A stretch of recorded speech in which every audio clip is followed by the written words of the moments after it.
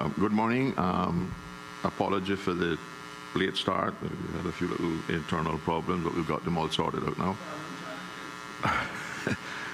Let the record show that we have a quorum present, and I'd like to call the committee to order. And before I invite the first witness in, I would like to ask the committee to consider inviting Mr. Colford Scott to come and give evidence before the committee at 11:30 tomorrow, because I believe he is one of the few local people that has extensive knowledge of the impact of the various fuel grades on vehicles since he ran government DDS for many, many years.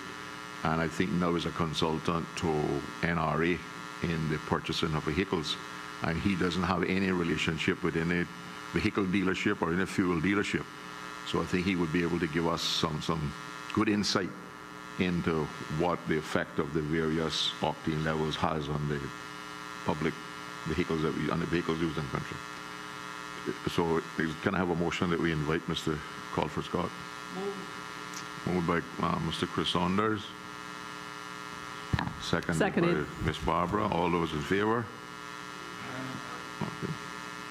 All right, so can I ask the clerk then to issue an invite? I'll give you his phone number. I've already spoken to him, and he has agreed to come, so we just have to do the formality.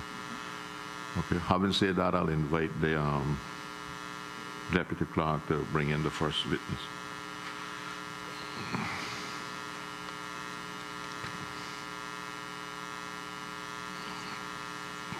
Yeah. I just need to clarify a couple of things here. Get organized a little bit.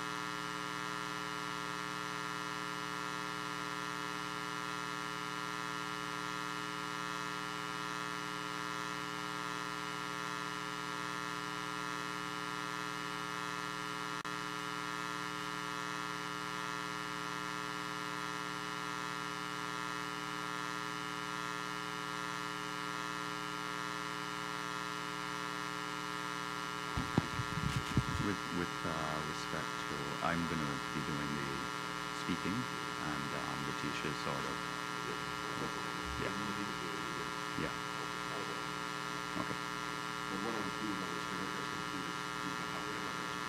Right. Okay.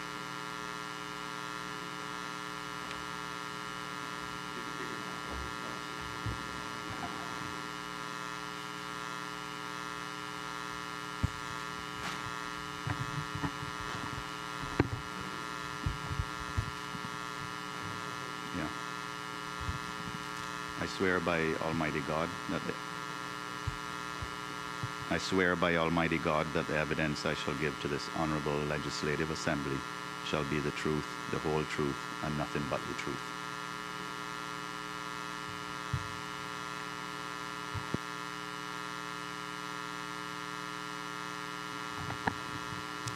I swear by Almighty God that the evidence I shall give to this honorable legislative assembly shall be the truth, the whole truth, and nothing but the truth.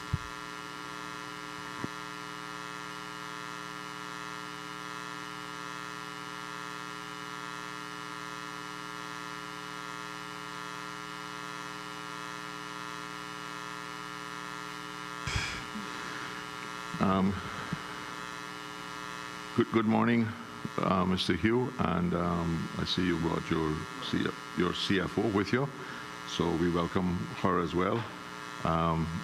Letitia, no. Lawrence, Miss Lawrence, okay. Mr. Hugh, thank you very much for coming. We're really pleased that you decided to come, having received a letter from your attorneys questioning the authority of the Public Accounts Committee to summon you. So, in fairness, and to clear up some misconceptions I believe that exist out there in the legal world about that, what I'm going to do is I'm going to read your letter into the records so that it sets there, and then I'm going to respond to some of your lawyers' comments. Okay, so we received this letter from you that's dated 14th of July 2020, and it comes from your attorneys, Appleby. Dear Ms. Webb, who is the clerk of the Public Accounts Committee, reports of the Auditor General, and I quote, "We are writing to you in connection with your letter of the 3rd of July 2020 to Mr. Richard Hugh, on which he has sought our advice. Your letter is written in connection with a report of the Auditor General report into the efficacy and effectiveness of the Utility Regulation and Competition Office, commonly known as OFREG in brackets, which is currently before the Public Accounts, PAC in brackets. Your letter requests Mr. Hugh in his capacity as the President and Chief Executive Officer of Caribbean Utilities Company Limited, CUC in brackets, to attend before the PAC. In fact, the letter states you are being summoned to meet with the committee. CUC supports the work of the Auditor General and the PAC to improve the efficiency and effectiveness of OFREG, and Mr. Hugh is willing to appear before the PAC in connection with the report. The language of your letter suggests that you consider that the PAC has the power to compel Mr. Hugh to attend before it. If that is the case, we respectfully disagree. The PAC is governed by Standing Order 77, which provides as 774. In accordance with Standing Order 72, the Public Accounts Committee may call any officer, or in the case of a report on the accounts of or related to a non-government body or organization, any member or servant of that body or organization, to give information or any explanation or to produce any records or documents which the committee may require in the performance of their duty. Standing Order 72 provides at 721, every select committee shall have power to send for persons, papers, and records.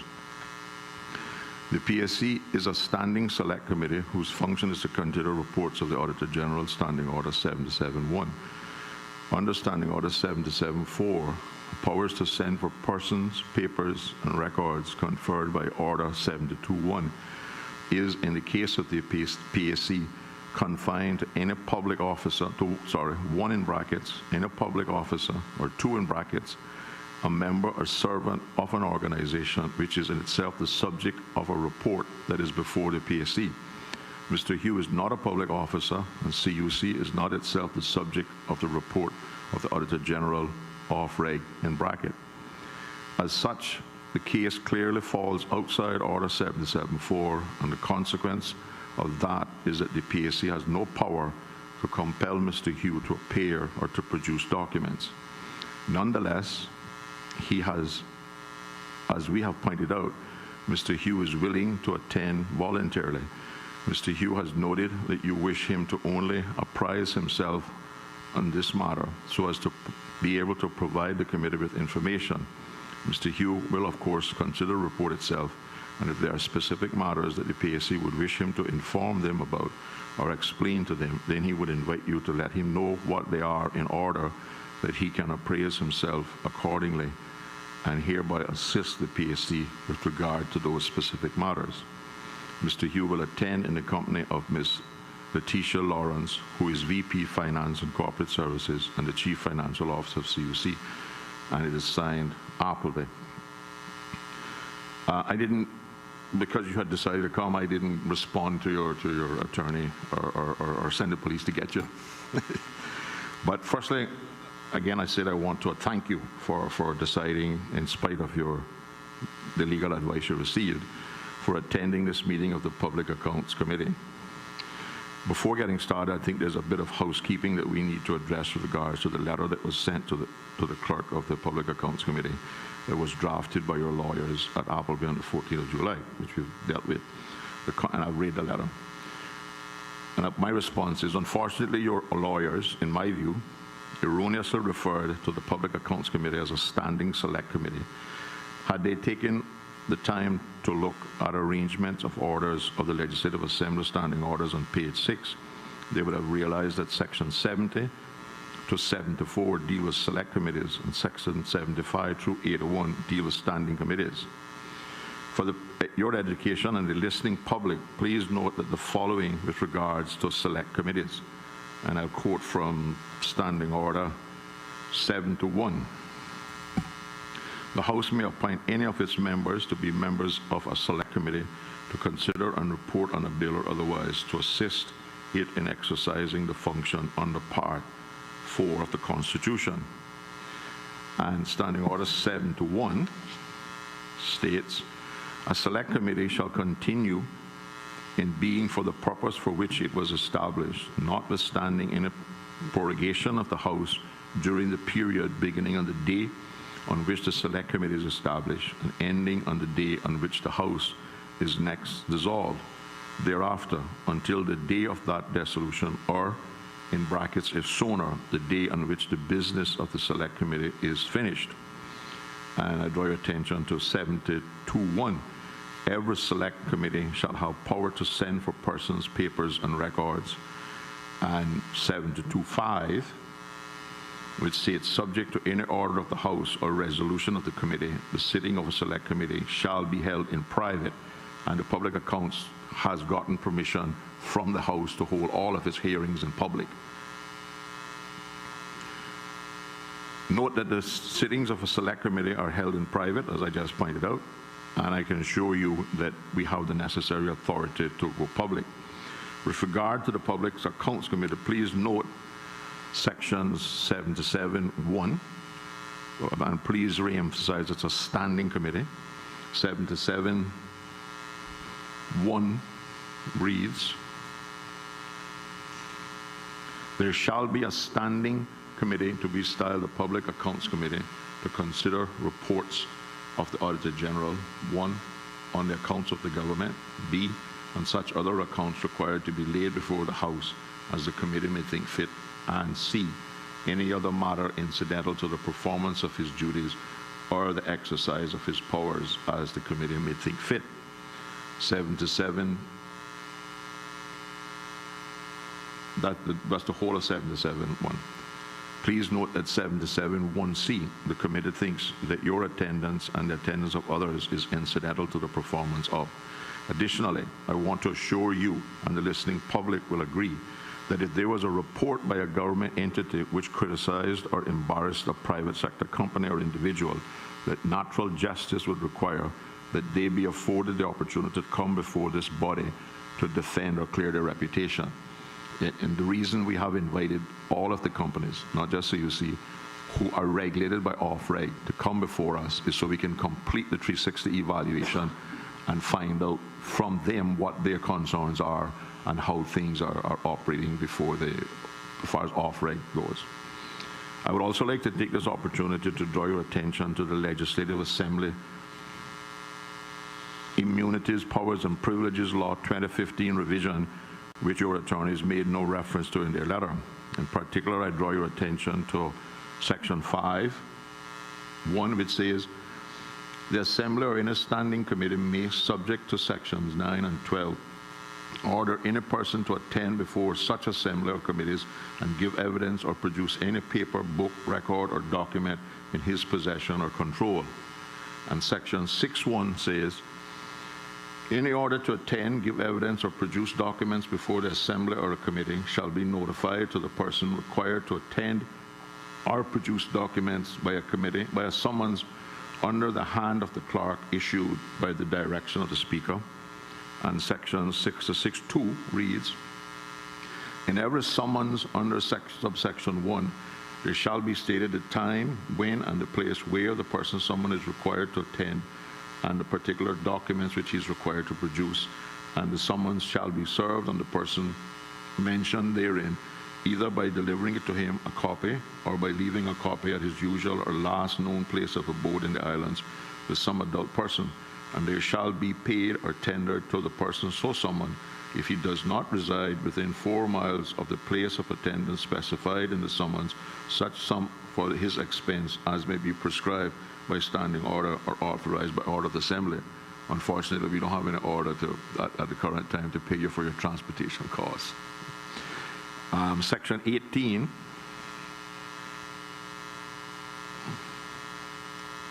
One says, a person who disobeys an order made by the Assembly or a committee for attendance or for production of papers, books, documents, or records, unless such attendance or production is excused under Section 8.1, commits an offense and is liable on conviction before the Grand Court to a fine of $100 and to imprisonment for 6 months. I hope that clarifies the misconception in the legal fraternity that exists, that the public accounts have all of these limitations on who they can call and who they can't call. And that also goes to any, as I said earlier, in a standing committee of the House. So we are particularly pleased that after the legal advice, you're here free, you know. Because we're trying to do this, I think it's fair to say that this Public Accounts Committee in particular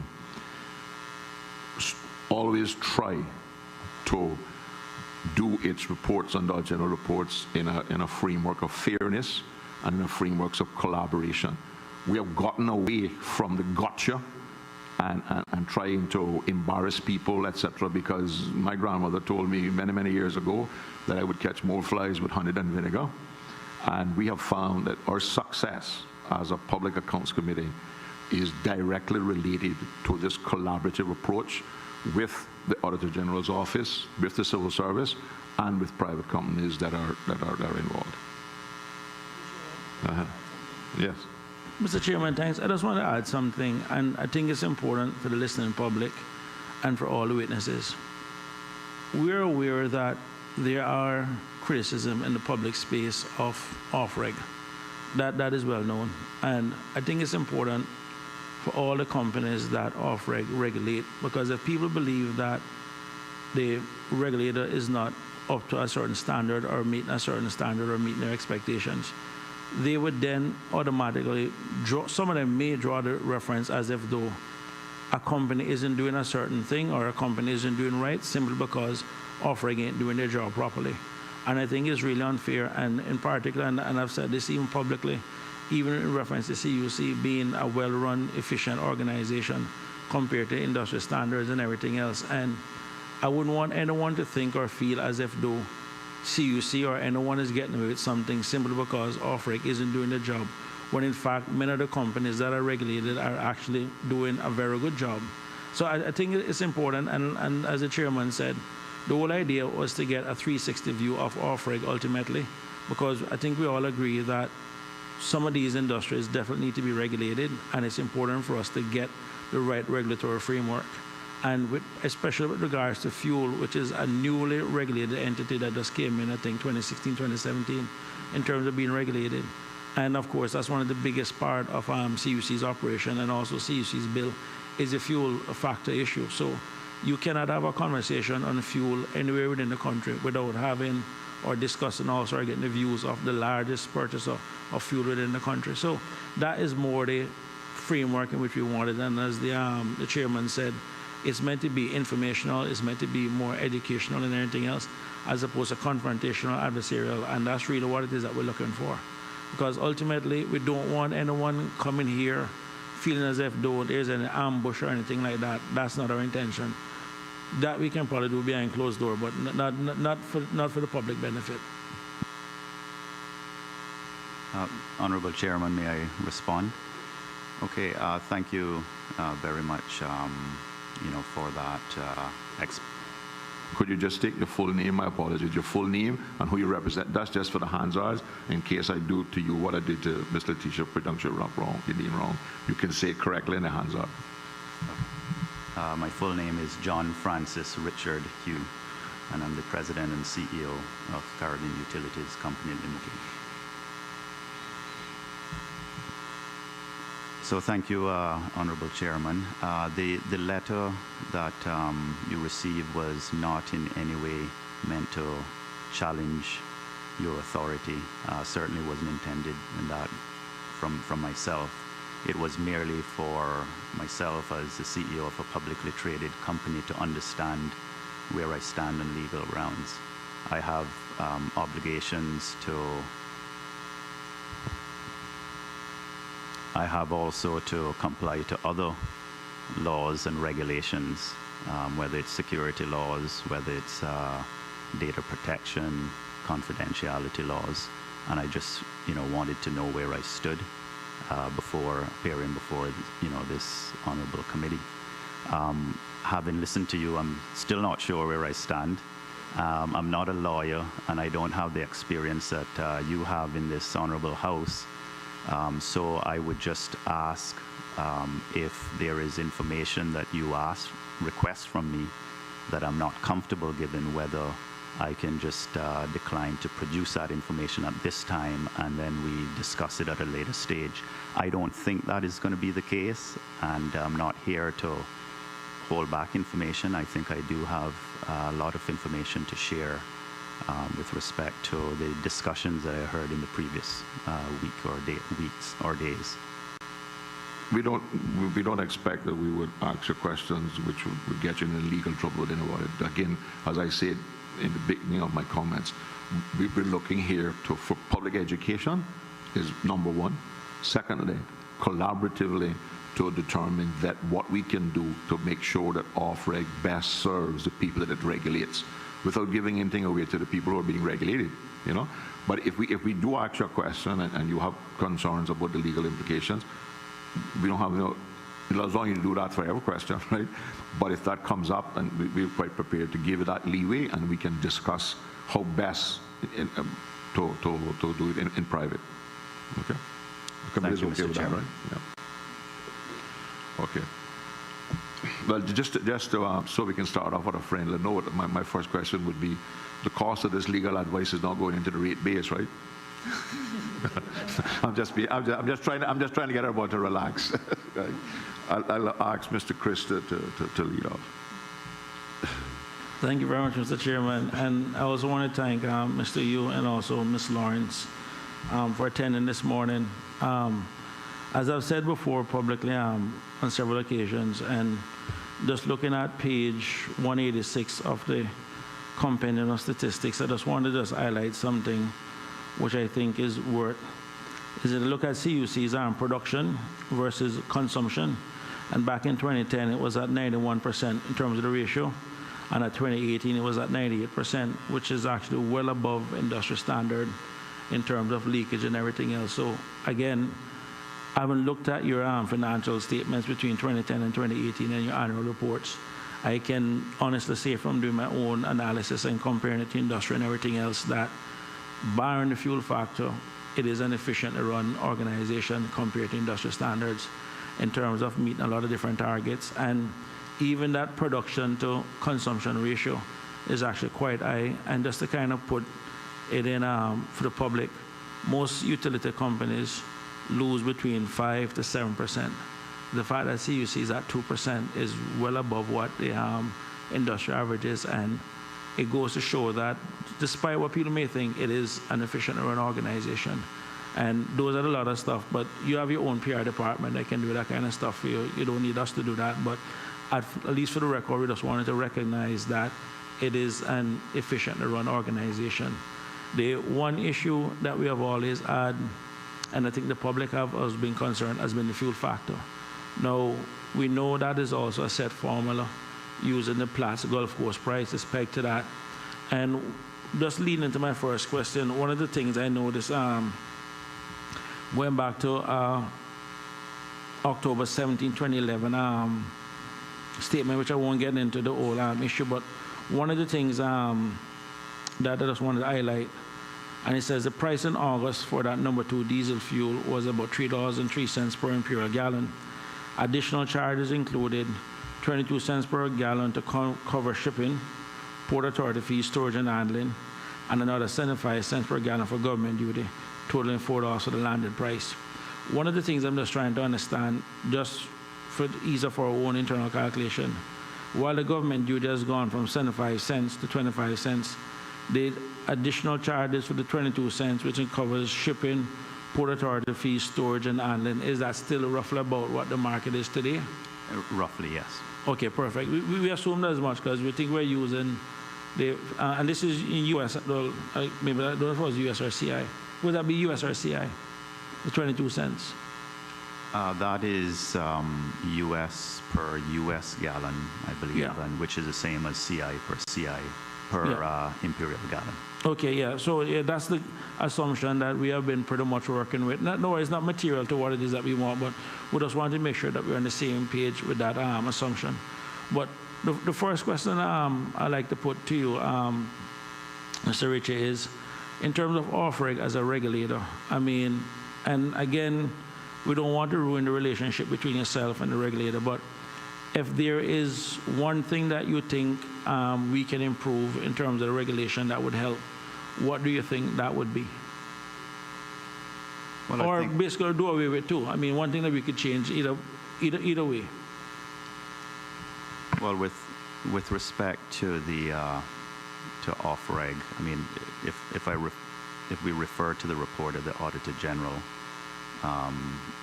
you know, we would note a lot of issues with transition from what we had before. So previously we had the Electricity Regulatory Authority, which was a fairly small but effective office, and it had a dedicated board. So the decision making was a lot quicker, and I think since the whole transition, it's slowed down a bit, which we sort of anticipated until, you know, OFREG was settled in the new organization. So we would agree that the decision making is sort of, you know, slowed down a bit. Roughly, and I know I've used my own internal assumption, but I guess since I have you here, roughly on a gallon basis, roughly about how many gallons gallons of diesel that you guys would burn or go through per month or per year? Last year we were approximately 34.5 million gallons. Okay. So, and the one of the things that we have also been trying to determine, and we have asked this of the other licensees, is just to kind of give us an idea in terms of the fuel storage capacity. Now, each of them have since come back and have sent it separately. And if you don't have that information, that's fine. No, but it's just something that we're looking to kind of calculate, especially with hurricane season, the max capacity that we normally could have. And in terms of CUC, I know you guys have your own storage tanks for fuel. I mean, how many do you have, and roughly how many gallons can each of those tank hold? I don't have the total gallons at the top of my head. Some of them are 750,000, some are 1 million gallon tanks. What we do look at is trying to have on island, you know, 4 to 6 weeks of supply. Okay. If I may, Mr. Chairman, if I may go back to the question, obviously you've pointed out that I'm in a difficult situation. I don't really want to criticize OFREG because we do have a cordial relationship, and I believe the people that we interface with, you know, do work hard and as efficiently as possible. But it's just that now the size of the organization is a lot bigger, and that's why I believe things have slowed down. And there were also transition elements, like things that were put in motion by the ERA, such as our integrated resource plan on renewables that started under the ERA, and we finished it under OFREG. And so there was sort of debate on, you know, who can approve this, because it was commissioned by ERA, and actually when we completed and submitted it for approval, we were submitting it to OFREG. So that decision, for instance, took quite some time, and we were very keen to get renewables in place. We're now years behind on that, in my opinion. One second. Going back to renewables, I was looking at your financial statements, your annual report, and I noticed that the cost per kilowatt hour for renewables versus traditional thing was like way high. I mean, it was really crazy. It was really way off. If that is the situation, then and I have to ask the question. I mean, if it is far more expensive based on what we have seen in your annual report, and I think it only showed up there in 2018 and 2019, and is also now a part of people's bill is that renewables charge. I mean, I think that the number worked out, I'll find it later on, but that per unit cost on the renewables was well above what it is on the diesel side. And I'd be curious to know if you something that you'll be able to tell us as to why, what is driving that to be more expensive, because if it is something that is more expensive, then the question anyone would ask, why are we doing it? Yes, very, very good question. Obviously, the public would like to see renewables. We would like to see renewables. The reason we haven't moved quickly to it is the economics of it.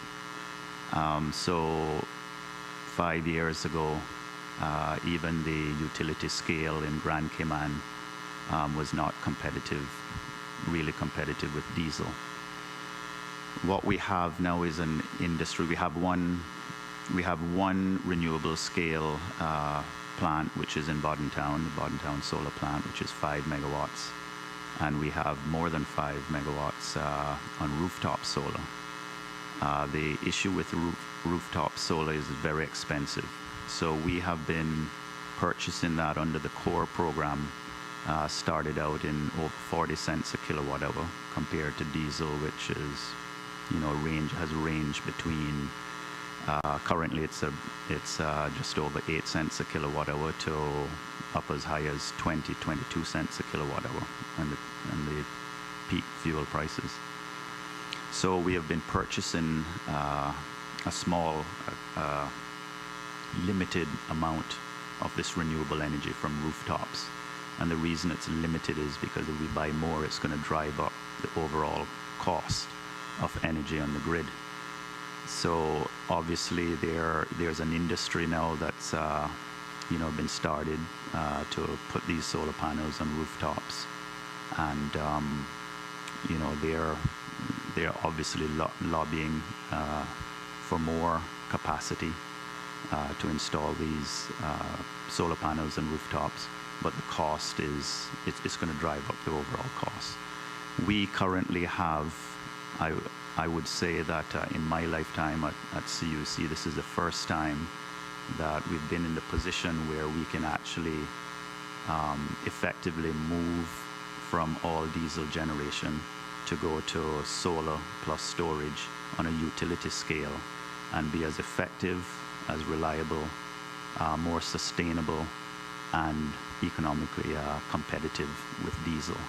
But it's in the utility scale, not on the rooftop scale.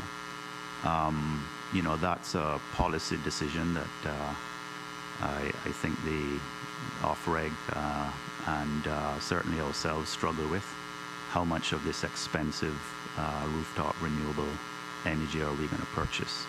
In my view, we need to prioritize the utility scale and get that in place to try and stabilize the cost. Even right now, we're enjoying low diesel fuel prices.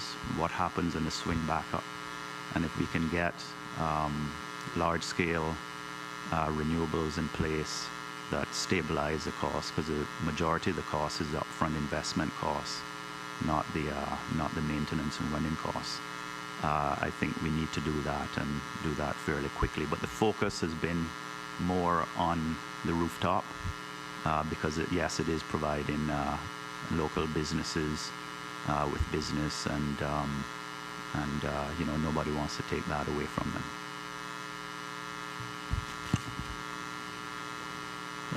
Thank you, Mr. Chairman, and certainly good morning to the witness, and thank you for joining us this morning, as well as to the Chief Financial Officer. To the CEO, through you, Mr. Chairman, picking up on where my colleague, the member from Boddentown West, started in terms of renewable energies. The National Energy Policy 2017 to 2037 focuses on exploiting renewable energies, promoting energy efficiency and conservation measures, and supporting energy security by reducing its reliance on imported fossil-based fuels. In the strategic framework, it envisioned by the year 2037, energy generation would be generated by a ratio of 62% energy created through solar means, with 30% electricity created through diesel means. I was going to ask what progress in the last 4 or 5 years has been made by CUC, but I think my colleague was able to air that out in your answer. What I am curious about, based on your answer, is that 62% envisioned under the strategic framework overstated, achievable, or perhaps in need of a more realistic expectation adjustment based on what you've discovered already, based on the cost of creating that electricity? As my colleague mentioned, at least on the bill standpoint, suggests it's more expensive to create electricity through solar means than it is through traditional means. What are your thoughts today, looking back at the energy policy and the expectation that by 2037, in 17 years, we will be 62% generation of electricity from solar means? Through you, Mr. Chairman. I think we are delayed, no doubt. We should have started a couple of years ago. I think the economics are there now. But we can still do it. Depends on, getting the utility scale solar in place. We're not going to do this at 5 kilowatts at a time. We're going to do this by perhaps 20 megawatts projects, and that's what it's going to take. And the larger renewables is not unlike diesel. It's everything in the electricity business is scale, economies of scale rule. So I mean, that's a reason why we don't have, why we have 30,000 customers and we don't have 30,000 small generators out there on homes and buildings, because you can put all of those generators together in a few big generators and be a lot more efficient. Renewables, it's the same. If you put in a 10, 20 megawatt solar plant, you're going to get half the cost or less of a rooftop solar installation. So to get there, we need to move on these bigger projects. I'm aware that OFREG is working on a auction scheme or some method of trying to go out to competitive tender. And once they do that, we'll have to move fairly quickly. As for CUC, I would like to dispel the myth that we are beholden to diesel engines. There's still a place in the portfolio for diesel engines, but they will be more as a backup in the 62% scenario you talk about. And we'll be using as much of the sun as we can and storing, what excess we have during the day to use at night. But it still won't be enough, so we'll probably be running diesel engines through, sometimes through the night or through cloudy periods. And if you follow our integrated resource plan, those diesel engines may be running on a fuel such as natural gas, which has lower CO2 emissions and a more stable and lower commodity price. So you have a more stable price fuel with lower environmental impact. Thank you, Mr. Chairman, to the witness. One of the things not envisioned in the national energy policy, or certainly not in the strategic framework in terms of how energy will be generated in the future, was by way of steam. And I note with interest that in recent years, I can't recall whether I took the tour since being an elected member or prior to, but I had the opportunity to tour your facility to see your newly installed, well, not so newly installed, steam turbine generator, which uses heat transfer to generate electricity as opposed to diesel fuel. It's a cleaner form of renewable energy. And I wonder what, in your determination, now having a steam-driven turbine generating electricity at your plant, what your thoughts are on the viability of steam as a means of producing or generating electricity as a renewable energy option. Perhaps it should be added to the basket of goods, of options in the renewable energies, or perhaps it will be replaced by LPG or some other resource. But I also have a question as it related to what you described as utility-scale solar energy creation. You talked about the Boddentown Solar Farm, which requires, I don't know how many acres of open land, but it certainly is larger than a house lot. And the argument that has been made in the past, and certainly, correct me if I'm wrong, in favor of adopting rooftop solar is because one of the things the Cayman Islands has a lot of are rooftops. Development proving itself to be a key element in our otherwise booming economy, and arguably will continue to boom post-COVID. Whether they be garages, whether they be corporate building tops, whether they be residential homes, there's a lot of roof space that could substitute the need for taking up large swaths of otherwise open bare land for utility scale solar. And I wonder if you can explain also what the challenge is in using roof-based solar. Why can't you extract the necessary renewable energy from roof-based to supplement the solar farm versus the need to go to larger solar farms, if you will, if that is my understanding of your answer? Thank you. Through you, Mr. Chairman, the rooftop, it works. I mean, there are, I think, over 400 rooftop installations out there now, but it's expensive. So as CEO of CUC, that's all I hear. You're expensive, you're expensive. And if you want to become more expensive, yeah, go ahead and fill every rooftop, with solar and put that energy on the grid. It's fine if it's under a core program and the producer is being paid their cost of production, but for everyone else who isn't producing, you're paying a higher price. So that's a challenge there. On the steam, we have a steam turbine, and that was installed with the last generation project that we did.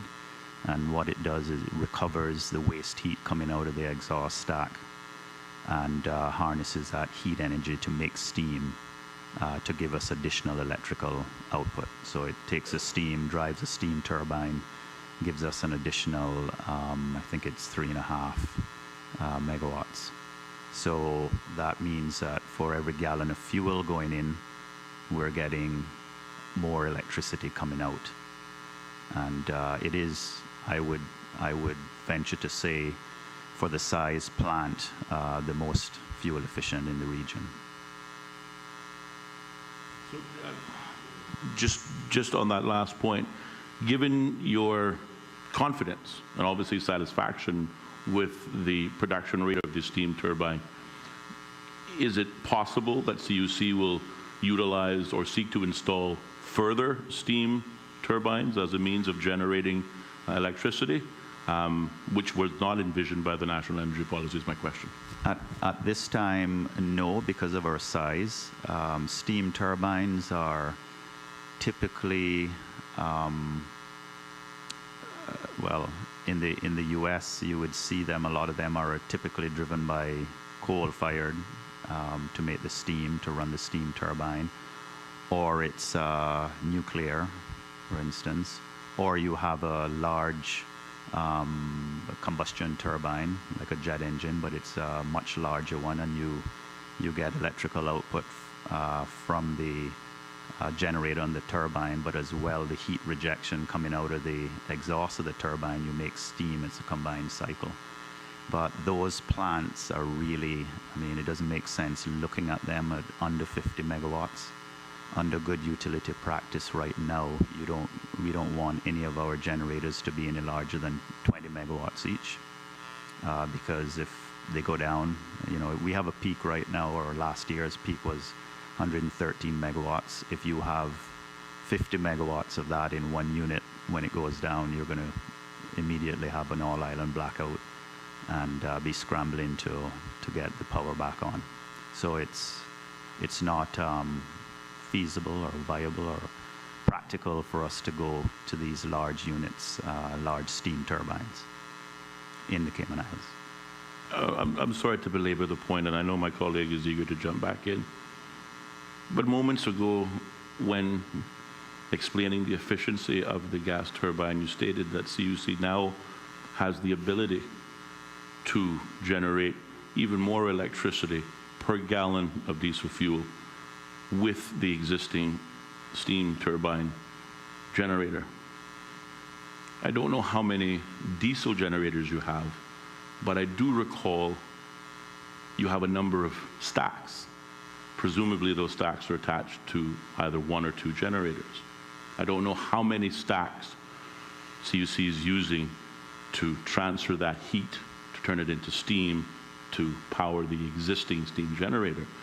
But it just seems logical to me, and correct me again, I'm not in the energy business, you may certainly guide me in this, but if you have achieved success and energy savings from one steam turbine, then why wouldn't you want to seek to increase that energy? It will only mean further savings for the same gallon of diesel fuel. Yes, the current steam turbine that we have are on our two largest units. The capital cost of installing a heat recovery system to make steam is very high. So you don't want to put it on little small engines because your output is going to be negligible, and compared to the cost, the investment of putting in that infrastructure.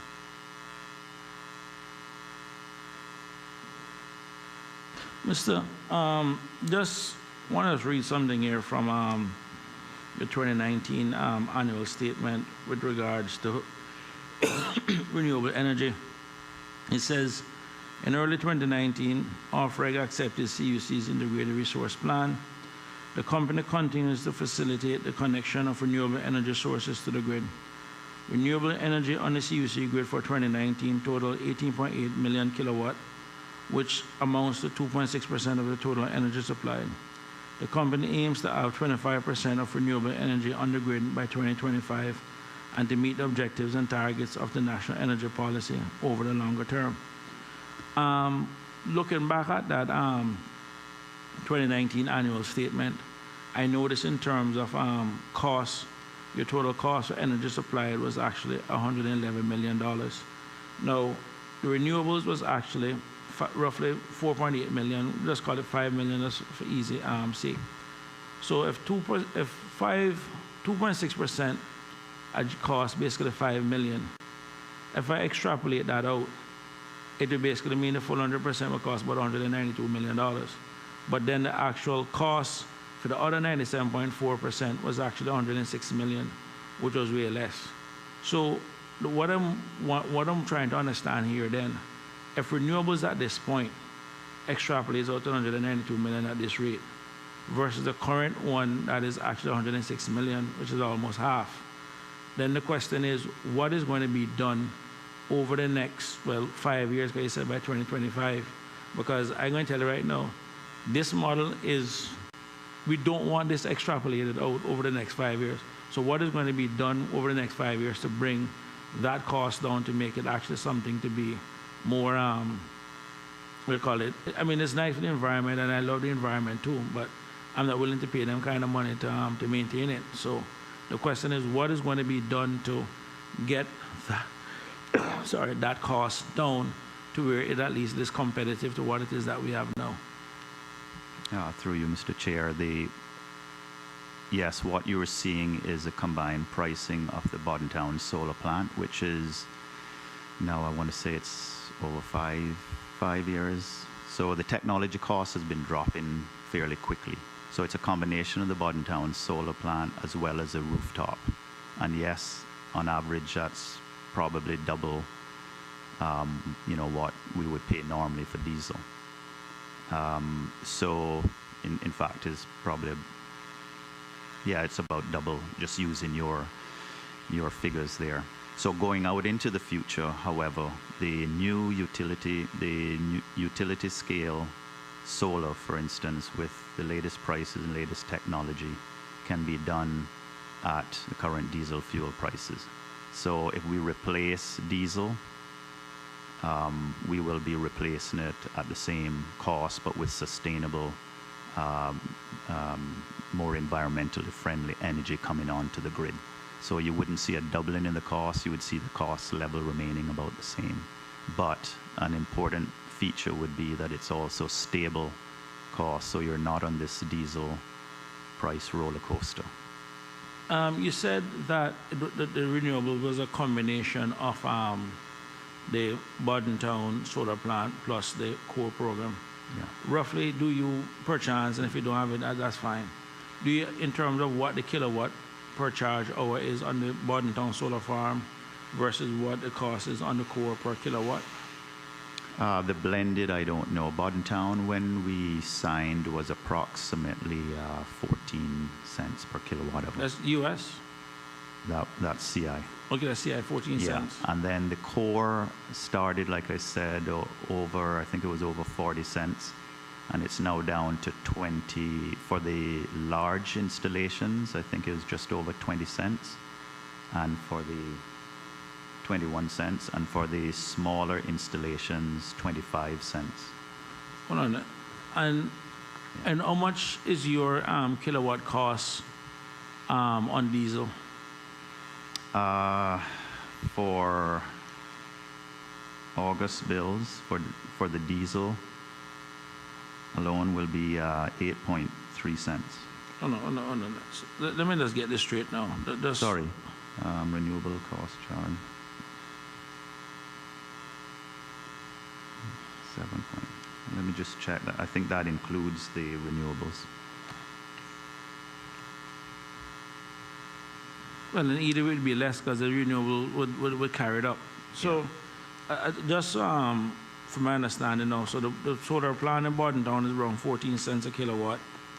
The larger billings is 21 cents in terms of selling back to the grid. They're basically getting paid 21 cents, and the households are basically getting 25 cents. So we're basically buying something more expensive than what it is that is actually costing us to produce. I'm sorry. No.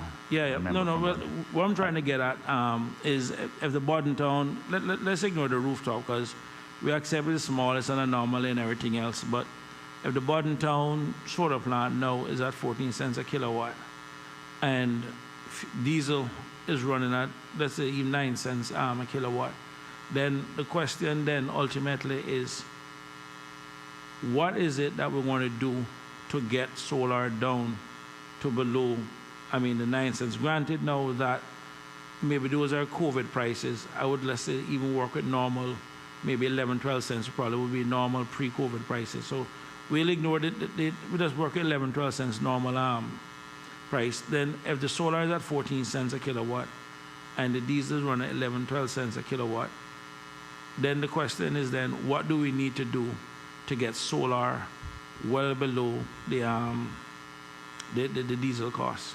Well, two things, 2 points. The cost of the technology has come down since the Boddentown Solar went in place. That's good. And if you scale up a bit more as well, you will get the price down. So we estimate around 10 cents a kilowatt hour now for utility scale solar. And then so the question then is, the next question, and within your annual report where you said that by 2025 that you think you can do 25% renewables, I'm assuming that is growth in terms of scaling at the Boddentown plant. Is that still something that's doable then? It is doable. It requires 2 projects. Okay. And CUC is ready to do that type of project.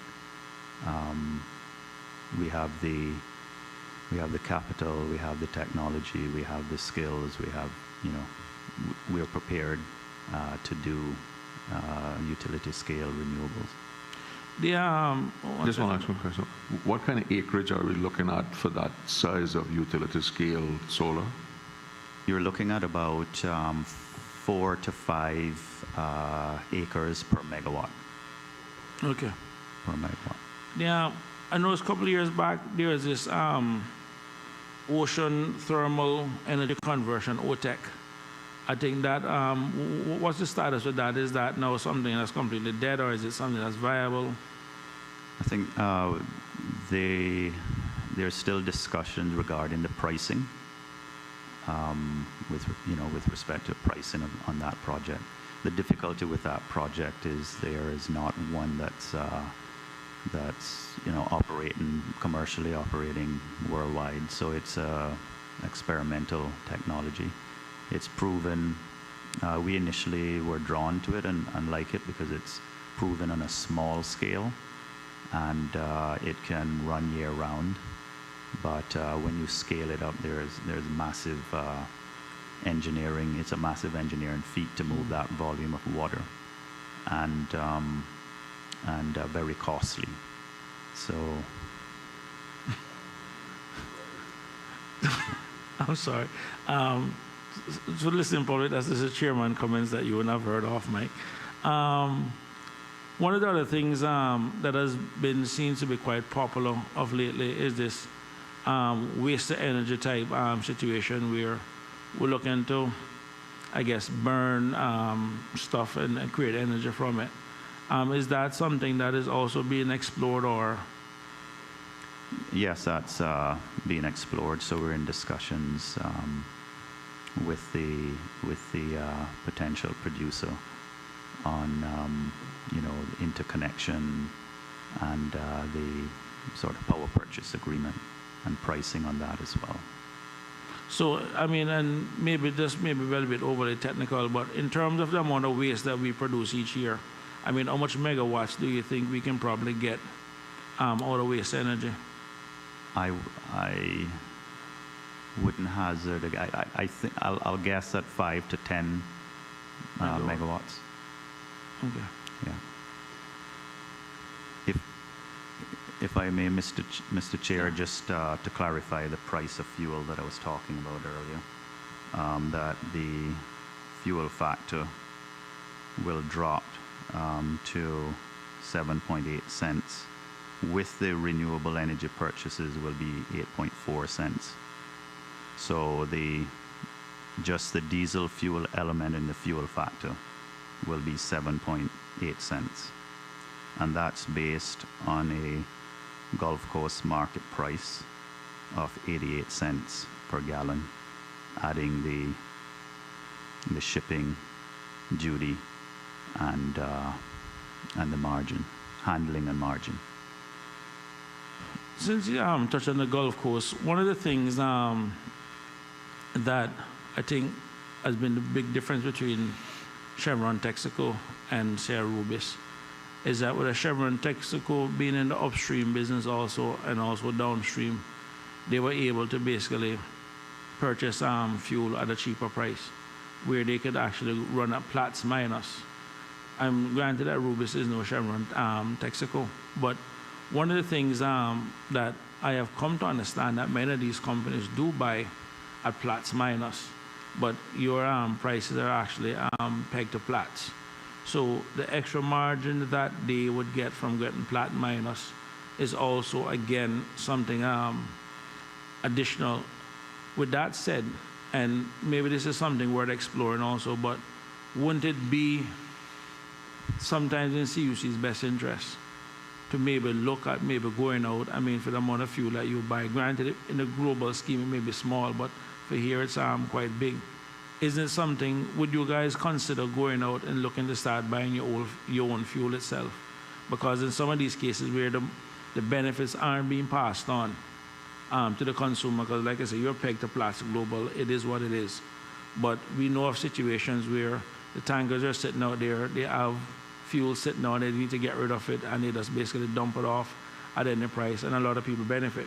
So if we do have a proper storage facility where you can pretty much take advantage of those things, isn't that something at this point worth exploring? Because I can tell you right now, looking at what it is that you guys are being charged, comparing in some cases to what the market is, the consumers isn't getting a lot of these benefits as they should.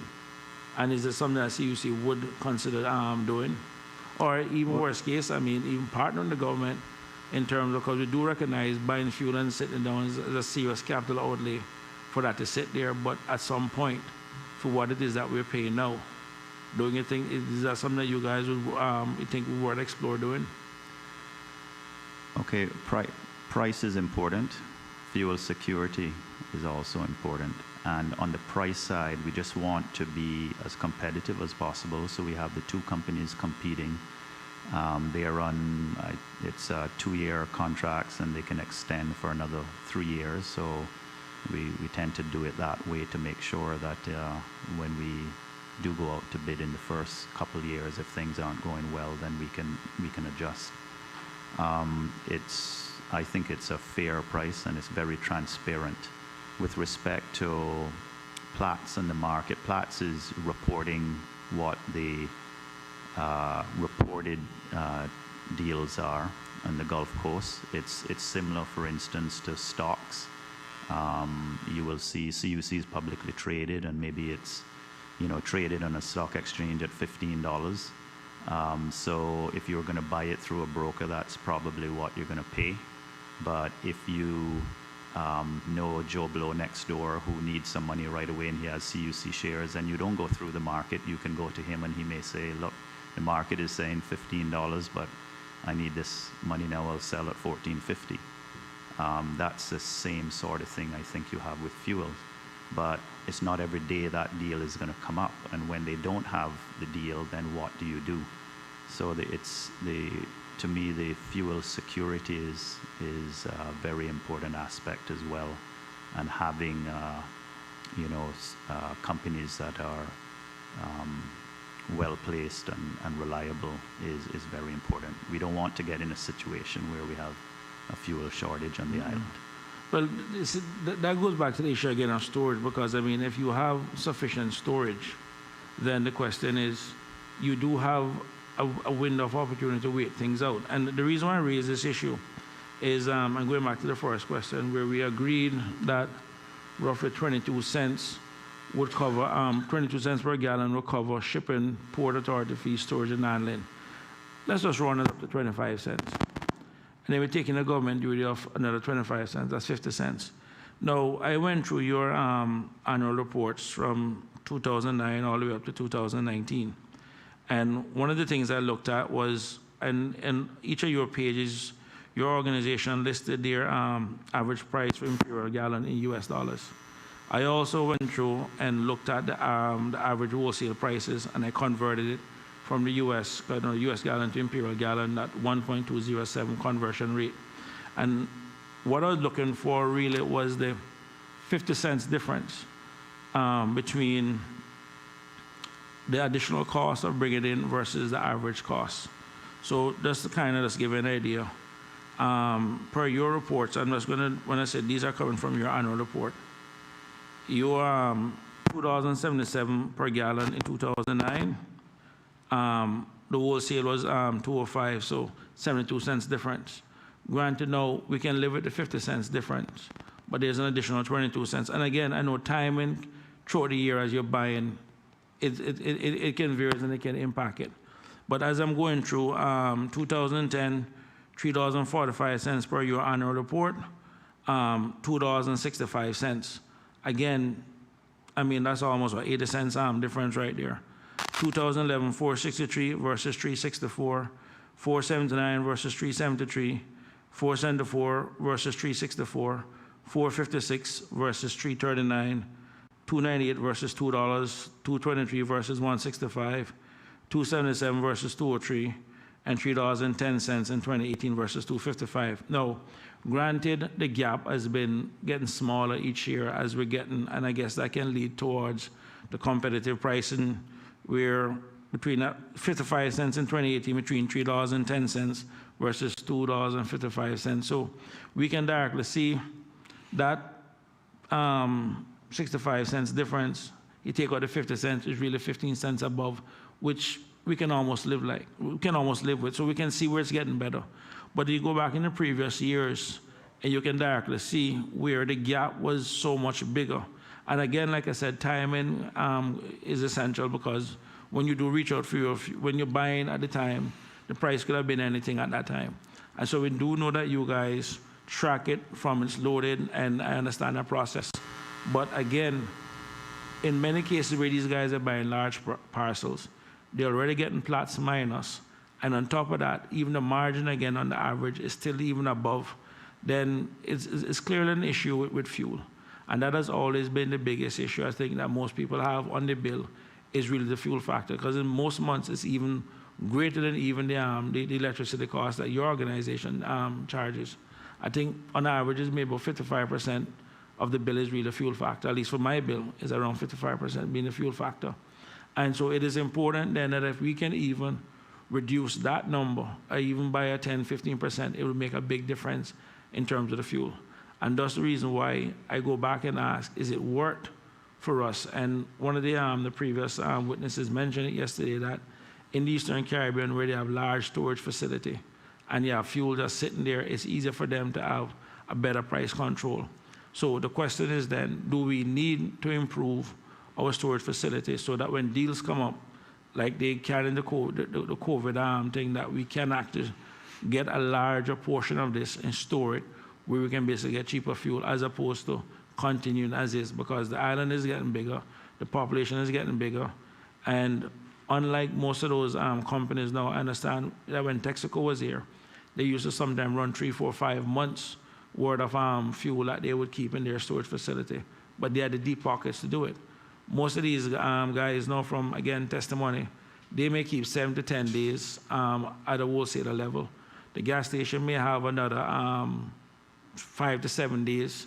You know, so on average, we're basically running around 30 days worth of fuel on island.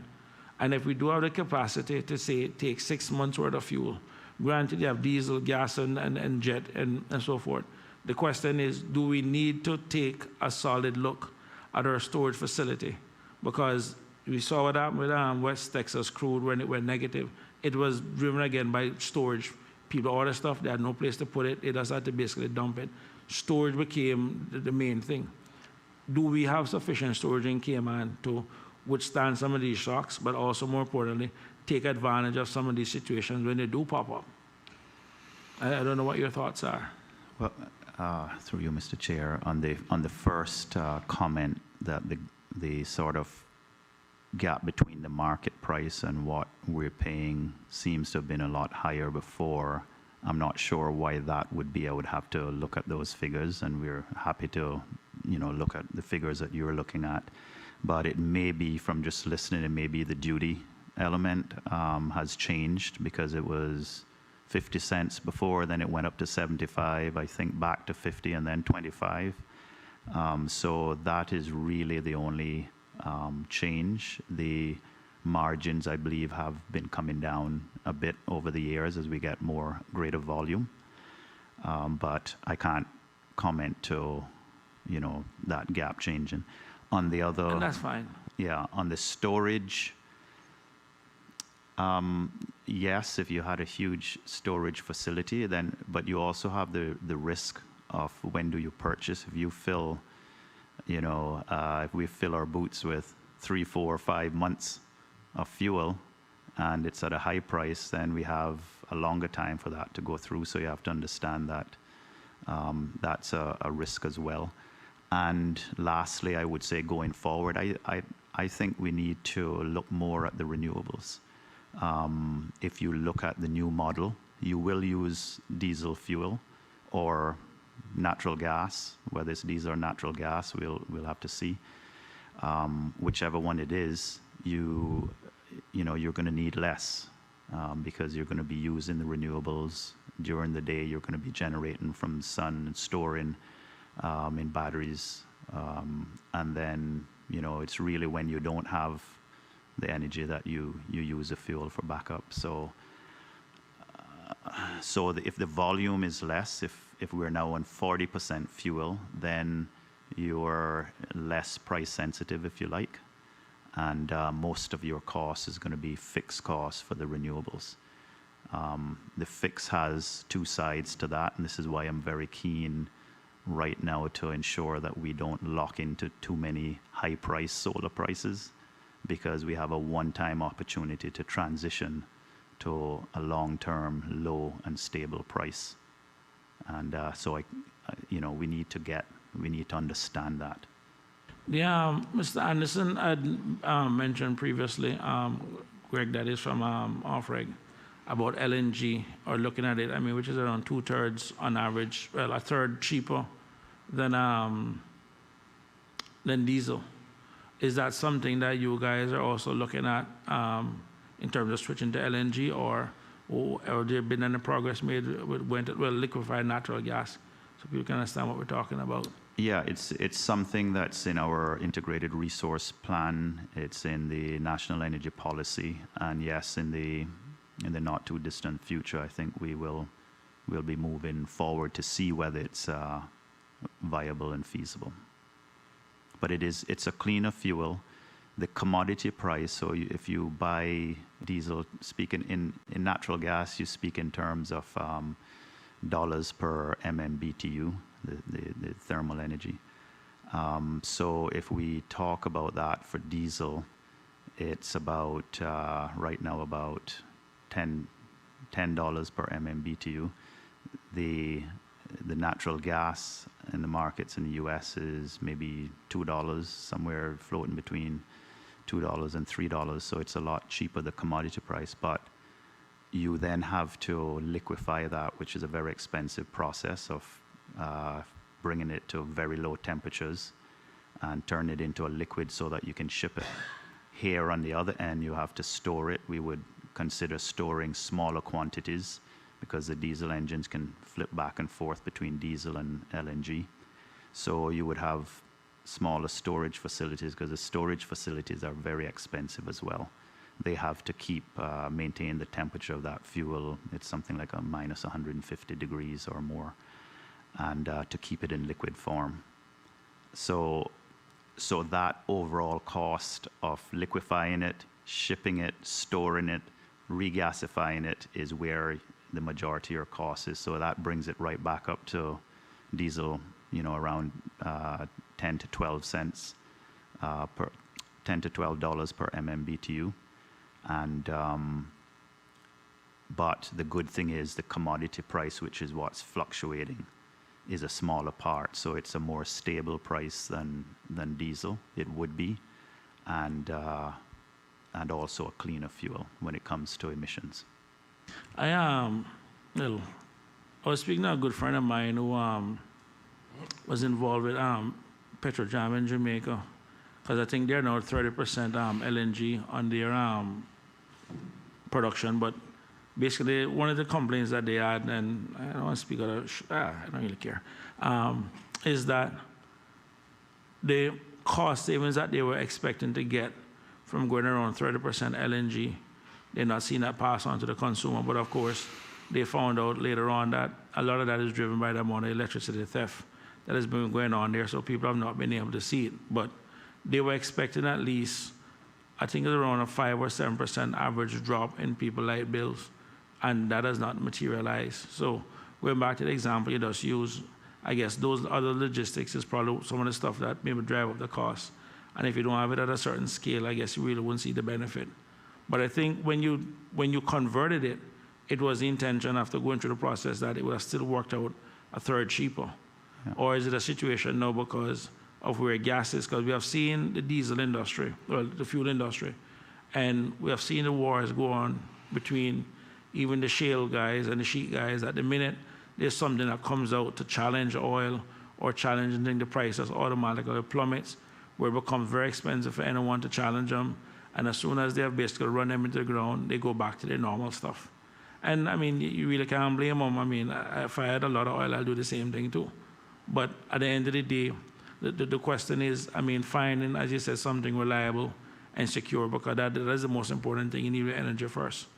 And the question is, in terms of the renewables and going to that 2025, in terms of the solar, then that is ultimately the one direction that you think we should be moving on more than anything, is to get as much solar as we can use. Is that pretty much where CUC is looking to go? I think utility scale solar. Okay. Thank you, Mr. Chairman. With your permission, Mr. Chairman, I would like to change gears a little bit and move away from the energy sector and move towards the ICT, or Information Communication Technology sector. As we learned last week through testimony of the Executive Director for ICT, CUC, through its subsidy company Datalink, have a role to play in the expansion of broadband or telecommunications in the Cayman Islands. So my first question to the witnesses, do you in fact, and I say you, CUC, in fact own a company called Datalink? Through you, Mr. Chair, yes. Thank you, Mr. Chair, to the witness. Also, in witness testimony last week, we discovered that the delay in the expansion of broadband and telecommunication choices to residents east of Prospect are largely not with the telecom companies failing to deliver on contractual obligations, but more so because of the unwillingness of both Datalink and Flow for agreeing to share their existing infrastructure, Datalink infrastructure, specifically the light poles, upon which the telecom companies would attach their fiber optic lines to introduce broadband and telecommunication choices to the eastern districts. Likewise with Flow, their underground cabling boxes have room for expansion, are in fact island-wide, but Datalink specifically in this instance have been unwilling to share pole space at a reasonable lease price.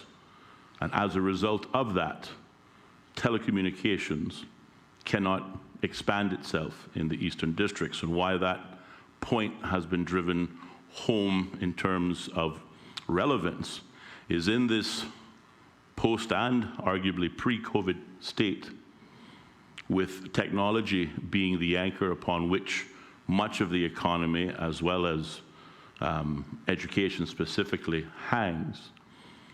The student learning from home in the eastern districts is at a disadvantage to the student learning from home in either Georgetown or West Bay, because they cannot access the same broadband speeds that are needed in order to fulfill the online school curriculum. I wonder if you can certainly inform this committee what your response is to the Executive Director for ICT stating that the delay in broadband expansion is less on the telecom companies and more so on companies like Datalink and Flow for their unwillingness to share existing infrastructure? Well, before I answer that, I think let me go into the history of Datalink. Well, actually, let me answer that. It is not Datalink's fault why there isn't wideband or broadband in East End. In fact, there is broadband in East End. I'm aware of facilities in East End that has fiber service. So I think this is more an economic issue for the telecoms providers, and it's not CUC's fault or Datalink's fault. And I'll expand. Datalink was set up to deal with two issues. Firstly, CUC had a fiber optic cable that it used for its own supervisory control and data acquisition system for its remote transmission and distribution substations and other devices. This was in around 99, late 90s, and we were, for the first time, being able to control our remote substations, and we needed reliable communications. There was no fiber. I'm not sure if there was fiber on the island, but it wasn't available to CUC at the time. So with Cable and Wireless, who was a monopoly at the time, with their knowledge and consent, we put in the fiber to our substations. So we had this fiber, and this was installed before the ICTA was formed, and it was a part of which was actually leased to Cable and Wireless to get across the North Sound. And then when the ICTA was formed, CUC's fiber optic lease to Cable and Wireless was outside the law and had to be regularized. Also, the ICTA wanted to regulate the communication space on the pole. It was therefore discussed and agreed between the ICTA and the fledgling ERA at the time that CUC would set up Datalink to assume the fiber lease to Cable and Wireless and to manage the comms space on the pole. So once Datalink was set up, it had to deal with the request for attachments to the communication space. So on the poles, we have a designated communication space, and it has to be clear of the electrical space. As you can imagine, there are standards, safety standards that rule, which we follow. So to meet those, to accommodate the request for attachments, we needed more space to be on the poles and the communications poles. And in order to meet the electricity safety standards, electrical equipment on the poles have to be rearranged on the pole, or the pole has to be changed to a taller pole to provide that greater communication space and maintain the distance from the electricity equipment. Also, additional communication lines expose the pole lines to greater lateral forces during windstorms. So what we want to avoid is you have a 50-mile-an-hour, 60-mile-an-hour wind come through here, and all of the poles lay over with communications and electricity lines. So to strengthen the lines so that a minor storm does not blow them down, we have to place intermediate poles in some cases. In all jurisdictions, the attachers pay for this, what we call make-ready costs. And this is where the additional cost is. It's not in the attachment fees. Not that I've heard that there's a problem with that, is in the make-ready costs. If the telecoms attachers don't pay that make-ready cost, then electricity consumers will have to pay, and there will be industry cross-subsidization. Safety is CUC's first priority. We have had several cases in the past. This isn't recent, but when this was all rolling out, where attachers going on the pole without permission were pulling the poles together and having the electricity lines touch each other and burn down. We had a couple of cases where the lines were down in people's properties, causing a fire and a big electrical hazards. Since 2014, we have made ready approximately 6,800 poles, and we estimate that up to another 5,000 poles will be required to be made ready under the, we're just estimating what the telecoms providers need to roll out. We have a total of approximately 19,000 poles on the island, but not all will be attached to by telecoms. Difficulties we're having relate mainly to getting way leaves or permission to plant poles and anchors on private property. We don't have wide utility rights-of-ways on most of the roads. I note that some of the new roads now, they're put in a utility space, but on the traditional roads, we didn't have that space. So we have to plant our poles and the anchors to hold the poles up on private property. Many people do not want to agree. So we design a line, poles, anchors, we go out to build, well, before we go out to build it, we go out to get permission from the landowners. Those that we do find, a lot of them don't want to give us permission, so we have to try and redesign the line, move the poles on the other side of the road, zigzag along the road. It's a very inefficient process, and we don't have the powers, not in a convenient form, to compel persons to allow us to use the property with compensation. So, this is an area that we really have to address with OFREG. It is in CUC's and DataLink's interests to complete the attachments, as we do get attachment fees. And we're exploring a number of strategies to increase the speed and reduce the cost of that make-ready. But the fact remains that the poles are not designed for 4 attaches, which we were compelled to allow 4 attaches on the pole, and they're just not designed. The poles were designed for CUC electricity cables, and back when it was just cable and wireless. Possibly, I think we could add 1 more in the space in a lot of areas where we wouldn't have to do make-ready. But having the 4 attaches is what's driving the make-ready costs. Through you, Mr. Chairman, to the witness, I want to thank him for that response. And just for absolute clarity, the challenge that CUC, ergo DataLink, has is that the existing poles, as per your testimony, correct me if I'm wrong, are not tall enough to accommodate the 4 CommSpace attachments. So CUC's/DataLink's response to that is to erect taller poles that can also be reinforced to compensate for the extra height in order to facilitate this make-ready for telecoms. Is that your testimony to this committee? Sometimes it's you need a taller pole. Other times we may need to remove electrical equipment and put it, like a transformer, and put it on another pole.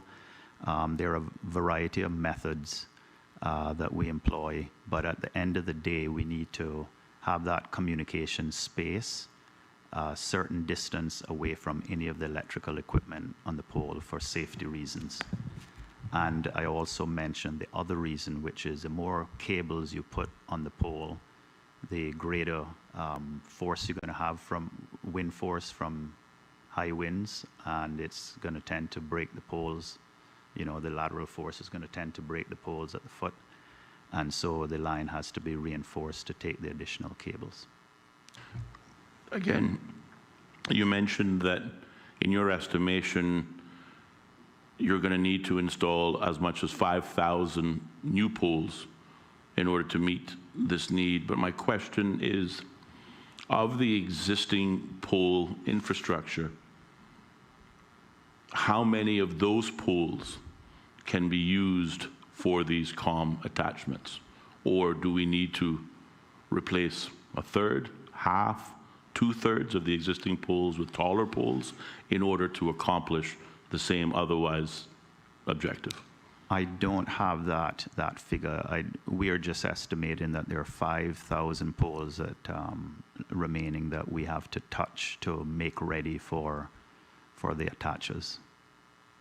So again, it may be planting a new pole, it may be replacing the existing pole, or it may be rearranging the equipment on that pole. Just for completeness, the costs associated, there's the, I forget what you called it, but there's the Make ready. attachment, well, there's the attachment fee, and there's a make-ready cost. Yeah. By comparison, the attachment fee upon which would normally be charged to the telecom for use of this pole in position 1 through 4, how does that attachment fee compare in expense to the make-ready costs? I mean, I don't know whether or not you're prepared to tell this committee what an average attachment fee may cost as compared to the make-ready cost to make that pole capable of having an attachment. I don't know whether those are commercially sensitive numbers, but if not, then perhaps how do the two fees compare to each other?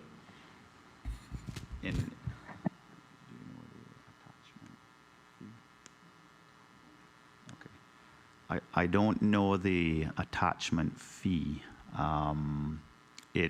But I'll give you orders of magnitude. For the make ready, we may be talking, $1,000 plus or minus. It depends on the pole, but it's averaging, I think now, $1,000 or more. So that would be paid to make the pole ready. And then the attachment fees, I want to say they're around $7 to $10 a month. And that's the order. I'm not sure whether it's per month or per quarter. I'm more familiar with the old cable and wireless pole share agreement, which was done on a quarterly basis. But that's the order of magnitude.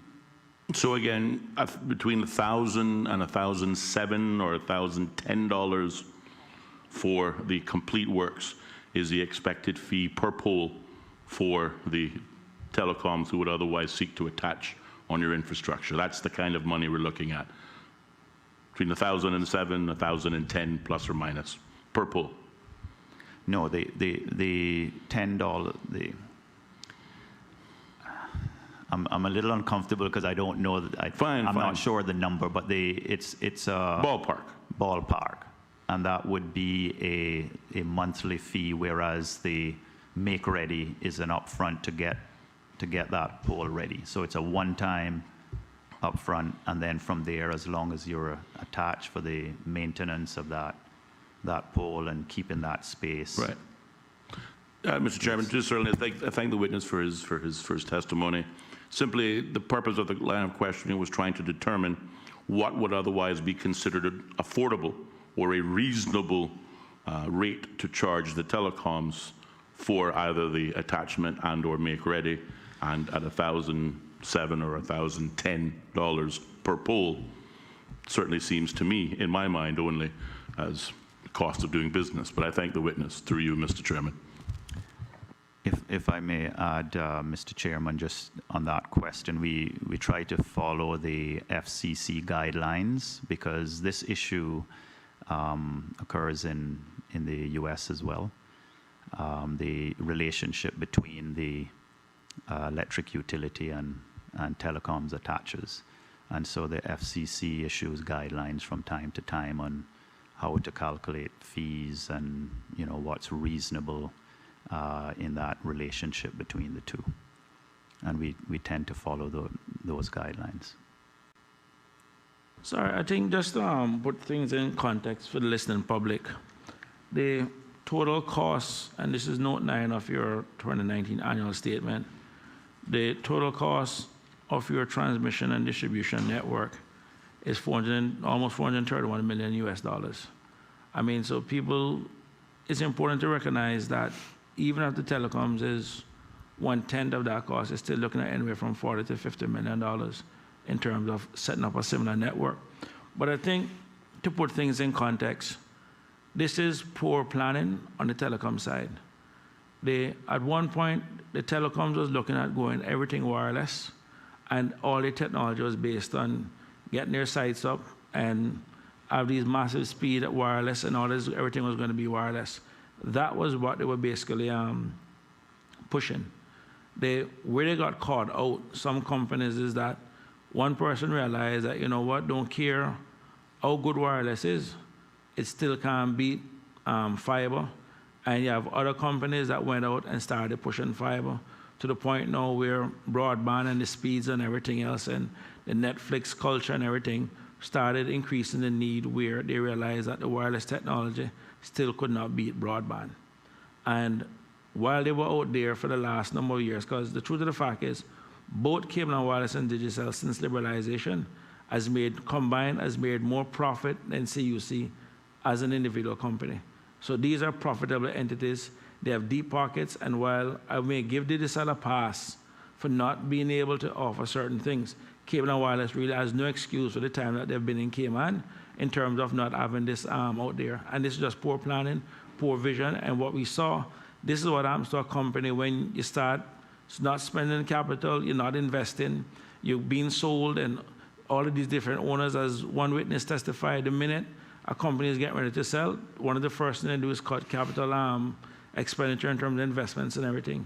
We saw advertisement where $30 million was going to be spent on cable and wireless infrastructure, and that hasn't been done. So from that standpoint, I do understand the challenges, and the truth of the fact is there are still people and parts of this country where people have rich, deep pockets are getting the fiber, and a lot of people aren't getting it, and that is the problem. Just have two questions based on evidence you were given before. We were kind of made to believe here yesterday by one of the wholesalers that they owned a pipeline from Jackson Point to CUC. I thought that was owned by CUC. Yes, it is owned by CUC. Okay. And you accept responsibility for the maintenance of it and the cleaning of it and all that sorts of stuff. Okay. We are currently maintaining it. Yeah. Second question, and this is very parochial for me, but we have a number of old poles in my constituency that are dangerously close to the road. And you know, we have had this conversation before. And you can't move them because telecoms won't take one little wire that goes across the street from one house, right? But the poles, these poles which you have cut off at a certain height because they have no more electrical connections on them, some of them are actually in the side of the road. Is there anything can be done to remove them, both from a safety point of view and from just look bad? When these are brought to our attention, especially from a safety standpoint, we will try to apply pressure to the telecoms company to have it removed. You know, I guess one alternative is to just drive to the district with something high and break down the wires that go to the poles. Yeah. No, we had one guy taking a high mark through the other day that we had to stop because he was just breaking wires at almost every pole he crossed. But I would really appreciate if he could, from my constituent point of view, if he could do something about that. And this whole net from Old Man Bay all the way to Rum Point. Every way, because you have a complete new line, and all the old poles are in the side of the road. From Old Man Bay to Rum Point. Yeah, thank you. Any other questions? If not, I'd like to thank... Mr. Chairman, yes. if I may, there is, I understand the business of this committee is important. Your time is very valuable. If I may just make one statement, which I think is very important, very dear to me, and it's about energy conservation and consumption by consumers of electricity. And it pains me to see that you can have 5,000 square foot homes on this island with electricity bills of $300 a month, and there are many of them. And we have budget homes in the developments in Lower Valley, Savannah, what have you, which are 1,500 square foot with bills of $500. I'm telling you, I've seen them $900. And they're not happy customers. And they don't think they can do anything about it. part of that reason is they perceived, and the general belief is that it's all CUC's fault. We are very expensive.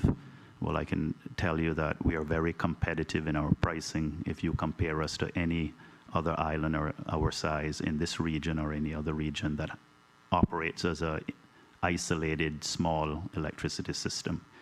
Right now, I'm very confident that we're very competitive next door with Jamaica, with Bermuda, Antigua, not Trinidad because they have free fuel. They also think that our profits are too high, and that's the reason we do not earn 15% return. That went away from 2003. And even back then, I would have argued in the 80s and 90s, well, in the 80s, certainly when you had 12% interest rates, that 15% was reasonable. We are currently running around 7% on our return on rate base, and that is very competitive, if you like, from a consumer standpoint, for our region and what it takes to attract capital to invest. We've invested over $600 million under this license and nearly $300 million in the past 5 years alone. But there is something that can be done if we focus on the consumption. Those budget homes, in my view, every single one should have the blow-in foam in the roof. They should have energy-efficient air conditioners. The additional cost, Mr. Chairman, is maybe $3,000 to $5,000. You put that on a 20-year mortgage at today's rates, it's $25 a month.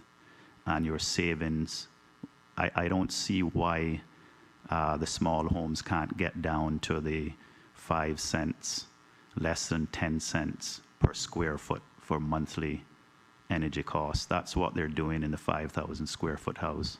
They're taking advantage of the technologies. And I've spoken to everyone that I can about minimum insulation standards in this country. I've had MLAs doing the right thing, calling for constituents who have been disconnected in the past for not being able to pay the bill. A lot of them I follow up with just to find out what's happening. And majority of them, it's the same thing. And you have the conversation. They said, yes, we were offered. I'm not throwing the developers under the bus. They were offered the option, and they thought it sounded like a lot of money. So they didn't take it. But I think it makes so much sense that if it's put in standard regulations that everyone has to do it, we will be further ahead. People will have electricity bills that they can afford. We will have customers that are not disgruntled, and we can focus on what they really want, which is reliable electricity service. I thank you, Mr. Chairman. Mr. Chairman? Thank you. Mr. Chairman? Yes, sir. Apologies, sir, but as you and other members will know, I was elected to serve on the Business Committee, who regrettably scheduled their next meeting simultaneous to this one. It begins in 10 minutes. So I asked to be excused from this meeting so that I can attend another meeting, and I will return afterwards. You're free to go. We have a quorum. We'll continue. Thank you. Once again, Mr. Hugh, thank you very much for coming, sir. It has been a very informative session, and I think that the public has been well served by you coming here this morning and answering your questions so forthrightly and honestly. Thank you very much, sir. Have a great day. Thank you, Mr. Chairman, and thank you to all the members of this honorable committee.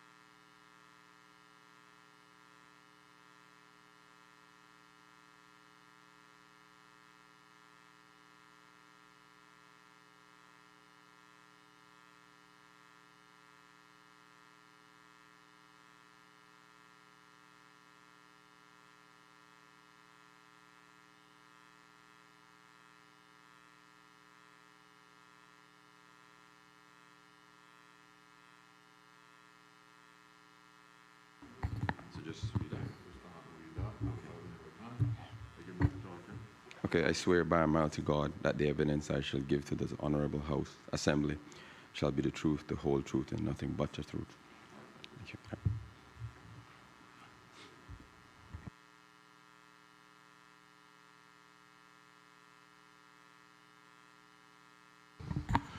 Good morning, Mr. Raul Nicholson Co. And first of all, let me apologize for keeping you waiting. But as you would have been hearing, we were having an interesting discussion with CUC, which I believe was very informative for the public, and we expect no less from you. So, as we said earlier, we are dealing with the efficiency and effectiveness of the Utility Regulation and Competitive Office report as done by the Auditor General in June 2020. And the purpose of inviting, we've had the people who do the regulating last week and heard from them, so much so that some of them are having to come back tomorrow.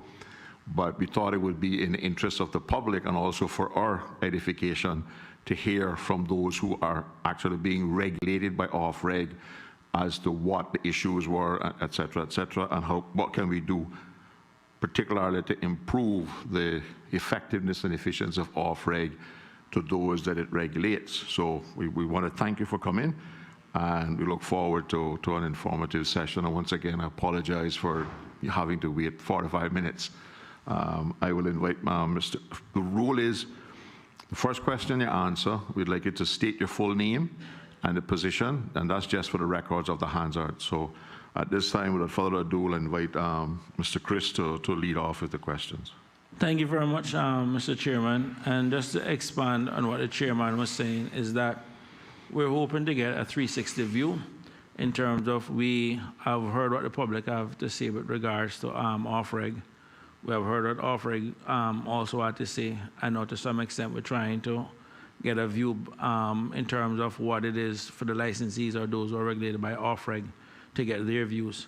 What we're looking for is to get something more informational, educational, and to look at what we can do to improve the regulatory environment, but at the same time also recognizing that, you know, you as a representative of Digicel have a responsibility to your shareholders, and we also have a responsibility to make sure that our consumer get the best value for money too at the end of the day.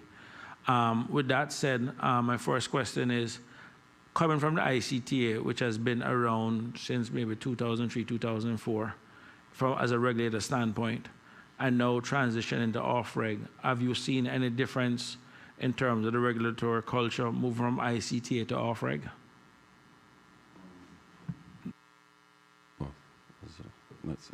Yeah, morning, Mr. Chairman, through you. Thank you for the opportunity to actually sit and speak to this honorable committee.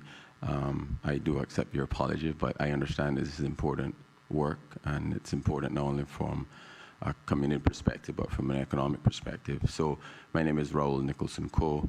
I am a senior advisor to the board of Digicel.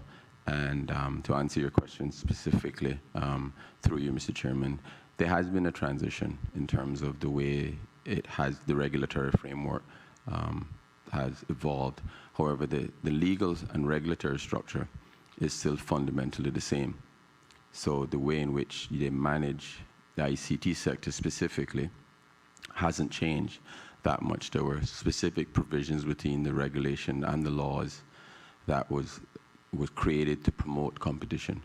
So the infrastructure sharing regulations is something that is embedded, and it forms a critical and integral part of any liberalization process. And by infrastructure sharing, I mean infrastructure sharing to the point that you share towers, you share duct space, you share fiber. Those provisions exist, and the way the law is written specifically is that infrastructure sharing should be provided in an equitable way, non-discriminatory manner, cost-based, and should be transparent. So the law exists, I think it's section 71 of the regulation. So that exists already. So I think that while the office structure may have changed, the way in which the regulations were created, that has not changed. So the fundamental regulations and legal framework to promote competition existed in 2003, I think, was when the law was passed, or 2002. The license were issued in October 2003, and services were launched in March 2004.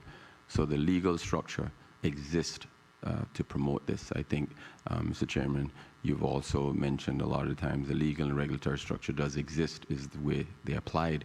It's what needs to be maybe reinforced or applied more in line with what's the intent of the law or regulations. Thank you very much, Mr. Raoul. I noticed maybe sometime last year there was a campaign that was a lot on social media with regards to Digicel investment in new technology. Can you just kind of give us a brief overview in terms of what that investment was and pretty much what came of it? Right. Well, the investment was actually the expansion of LTE services across all 3 islands, and it's now is ubiquitous. So all 3 islands have LTE service operating at 2 different frequencies. The lower frequencies are in particular areas where you have high density buildings. So in Georgetown area where you need in-building penetration, and then we have the higher frequencies in the outlying areas. As part of that expansion as well, we've launched a service called TDD-LTE, which is more of a fixed wireless solution. And Mr. Chairman, that was a service that we're having difficulties with, and I'd like to address that as well, to tell you what we're doing to try to resolve that. So it was an expansion of our existing mobile network, Mr. Chairman, to provide better data capacity, because as many of you know, the telecoms companies have gone through a phase shift in terms of revenue mix. 15 years ago, maybe 6 years ago, voice really was king and people communicated via voice. Now there are many ways in which people communicate. There's Instagram, there's Snapchat, there's Facebook, it's data. Even me personally, I think I make on average a normal voice call maybe once every 3 days. Most of my calls are data calls. And that then creates another dynamic in terms of how you expand your network. Your networks aren't created to handle voice. All networks would do that. Were created to handle voice. The newer networks are created to handle data.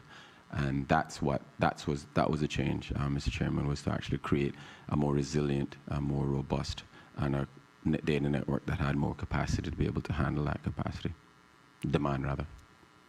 One of the things that I think, if memory serves me right, there are still 2 barren satellite dishes. There are still 2 major points off island for telecoms. One is the CGFS, I think, that Digicel rents from Cable and Wireless, and also the Maya one. No, the Maya one is basically come to the end of its useful life. Sorry, the Maya one is coming close to the end of its useful life. Yeah. The question is then, what are Digicel plans in terms of making sure that they still maintain a certain connectivity out of the island, especially going into North America at really good quality? I mean, what is the plan in terms of if there's no solution for the Maya one? Well, Mr. Chairman, through you, there are the 2 systems. So CGFS is the Cayman Jamaica fiber system, and the Maya 1 fiber system. So CGFS is the older cable system. That is one that's actually at the end of its useful life. It's still in operation, and these things can go on for a very long time. What dictates whether you retire a fiber network or undersea fiber is the actual electronics, the repeaters that are in the system. So Digicel now has 2 connections, one that goes east through the Jamaica fiber system and one that goes west. And the one that goes east connects into New York, and the one that goes west connects into Miami. So we have physical diversity of capacity, and they plan to actually, well, there is no immediate plan to actually install fiber network, undersea fiber network to the U.S.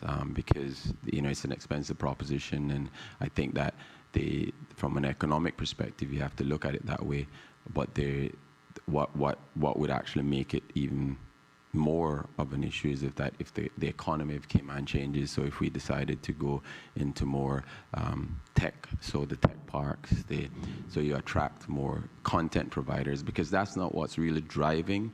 The use of data isn't being driven by you and I. It's being driven by the content providers, Netflix, Facebook.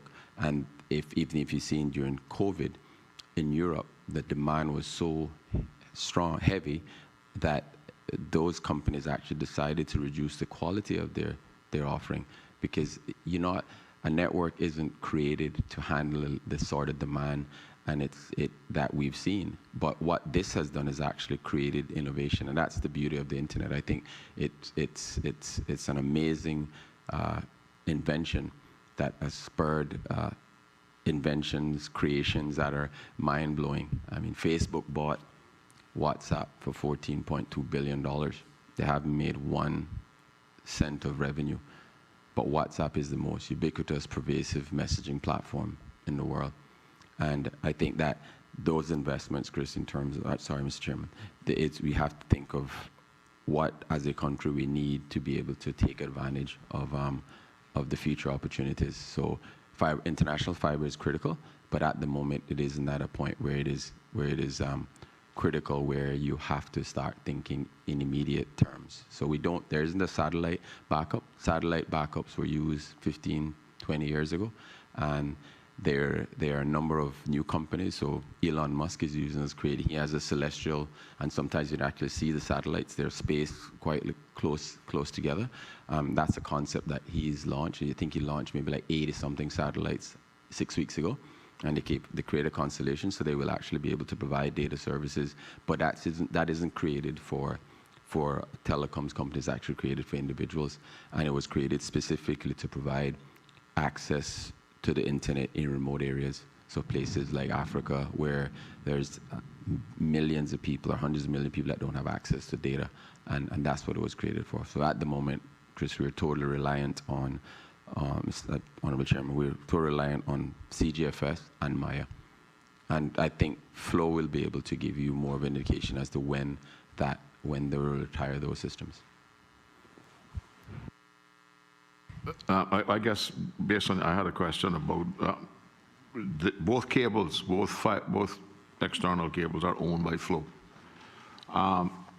Do you have any idea when was the last time the terminals here were upgraded to improve efficiency and effectiveness of the cables? Because, not being an engineer, but it is my understanding that they could do certain upgrades to the current terminals, which would allow some better services and expand the capacity.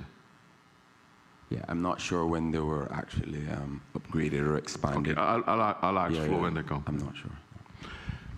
The general feeling that we get as politicians and from the public is that the telecom companies seem to provide their customers with minimum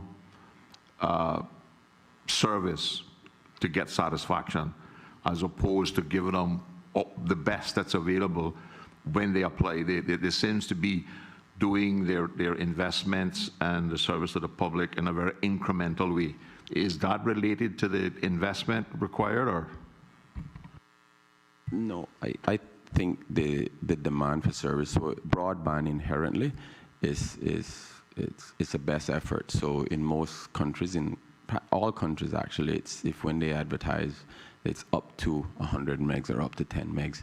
And the analogy that I've always used, if you think of a road that's created for 10 cars, if you have 10 cars on that road, invariably there will be a slowing in traffic. If you have 1 car on that road, the traffic will flow much easier. And it's just the physics and the limitations of it. So you can't create a network that is dynamic enough to say, today I'm configured to handle 10 customers, but tomorrow there are 20 customers, and I will give those 20 customers the same greater service. It's possible. The investment would be significant, and the returns over time would be lessened. So it's not as an impossibility. I don't think there's any country in the world that actually has the ability to be able to flex its demand for service depending on what they use. The other thing is with the internet, because the internet is they call it a worldwide internet. So Cayman is just one of the many spurs off of the internet. So if today I decide to go on the BBC website or CNN or whatever website, if today there's a news story that is topical and people are accessing it, invariably there'll be strain on their servers and their capacity. So you'll see a slowing of access to that. The only way you'd solve that issue is that you have all the big content providers have a server sat in Cayman, and then we'll access it automatically and you'll get much better service. And that's also impossible. That will never happen. But so there's so many different factors that actually will dictate how the quality and the greater service that you'll get over any period of time. And just to add to that, there's the busy hour periods on this side of the world is between 7 and 11 p.m. So if you access the internet outside of those hours, typically you get much better service.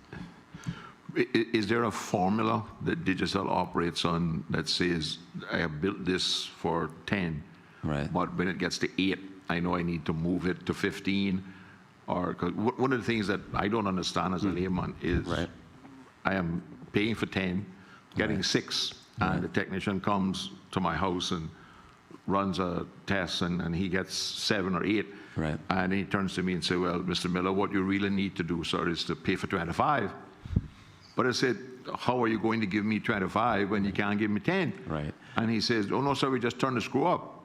right, I mean, figuratively, that's probably not what they do. right, But certainly that indicates to me that they have the capability right, to deliver what I'm paying for.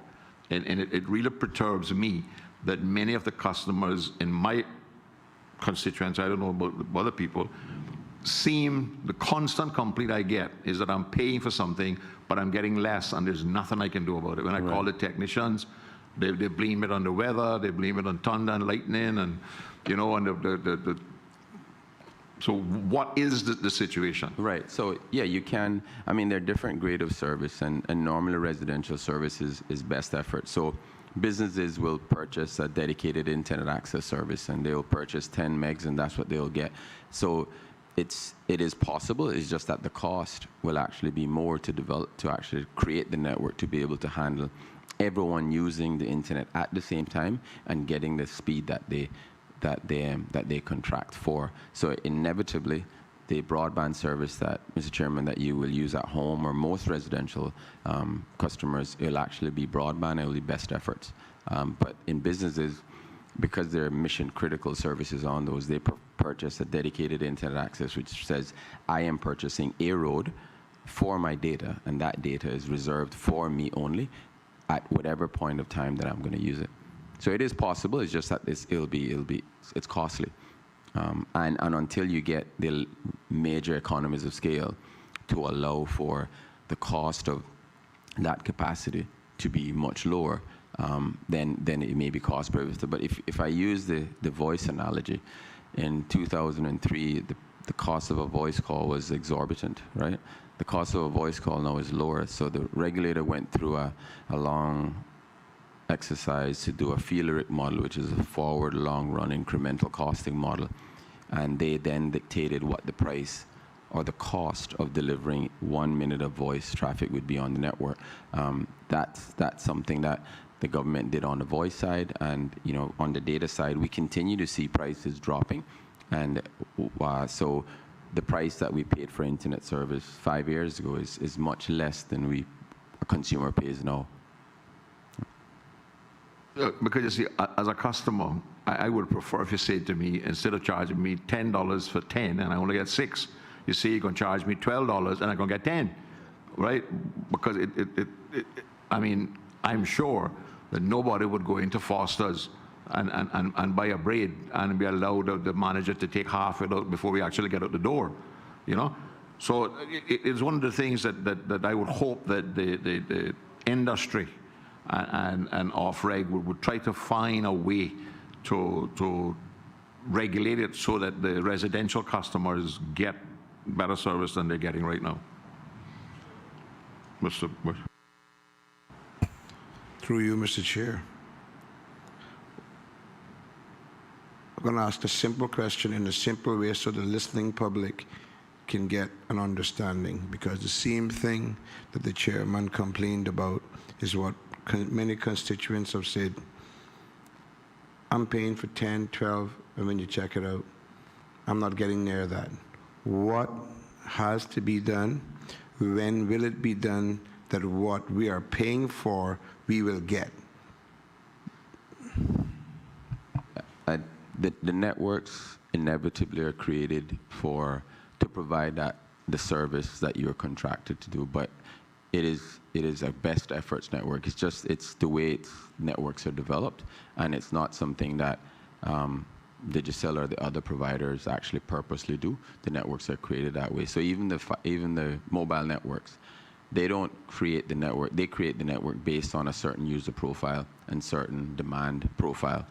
So if one customer contacts, they will get the absolute best service. If there are multiple customers on the network, then they will get a lower bandwidths or lower download speeds.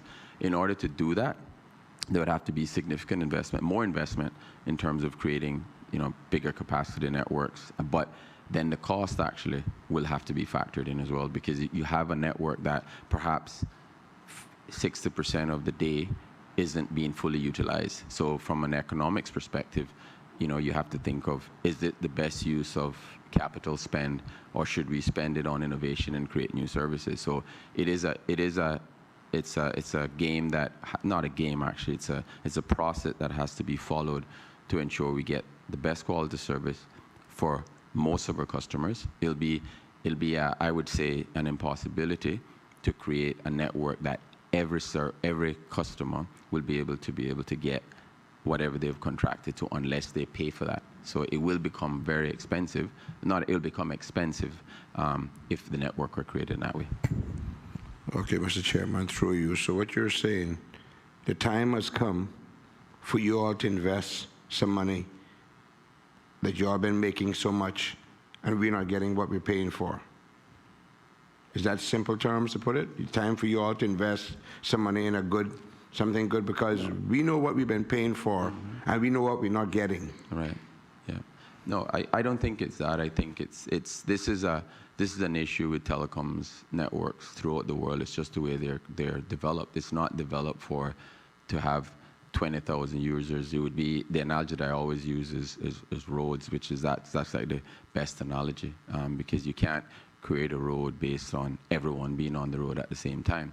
And the investment, we invest a lot last year. We continue to invest yearly, and that's the other thing with telecoms as well, Mr. Chairman, is that you don't, telecoms isn't like real estate, where you put a building up and you will continue to reap the benefits from that capital investment. You continue to innovate, and the manufacturers, every year they come up with a new 5G, 6G, 7G, and you have to be able to continue to invest in it. So it's an industry that is capital intensive, and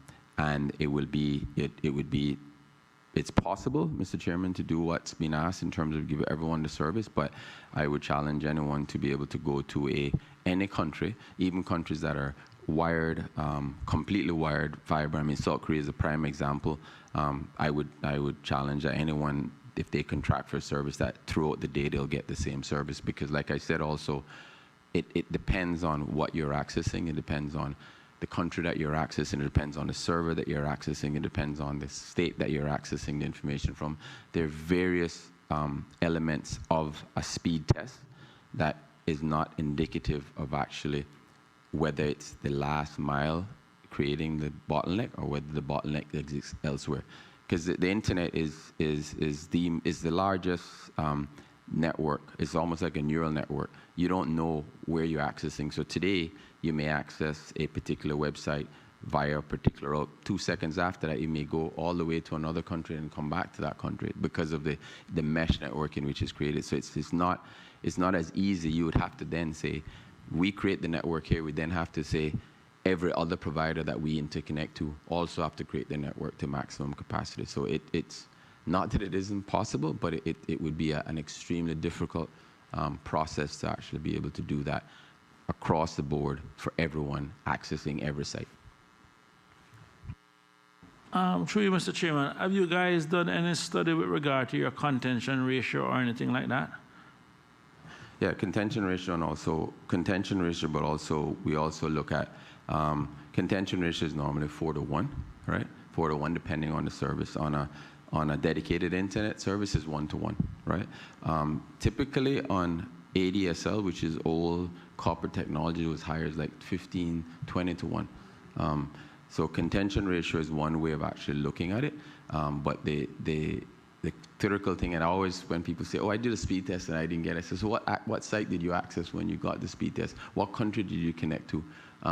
Because if we did a speed test to a server here, more than likely you'll get a much better download speed, Mr. Chairman, than if you connect it to a server in Miami, because it literally has to go to Miami and come back down.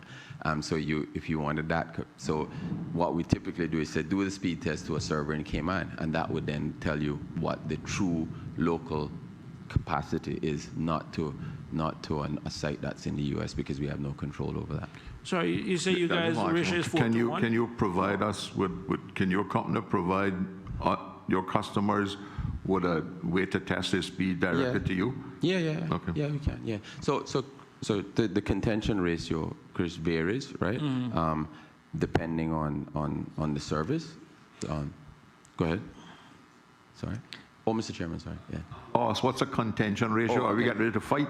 No.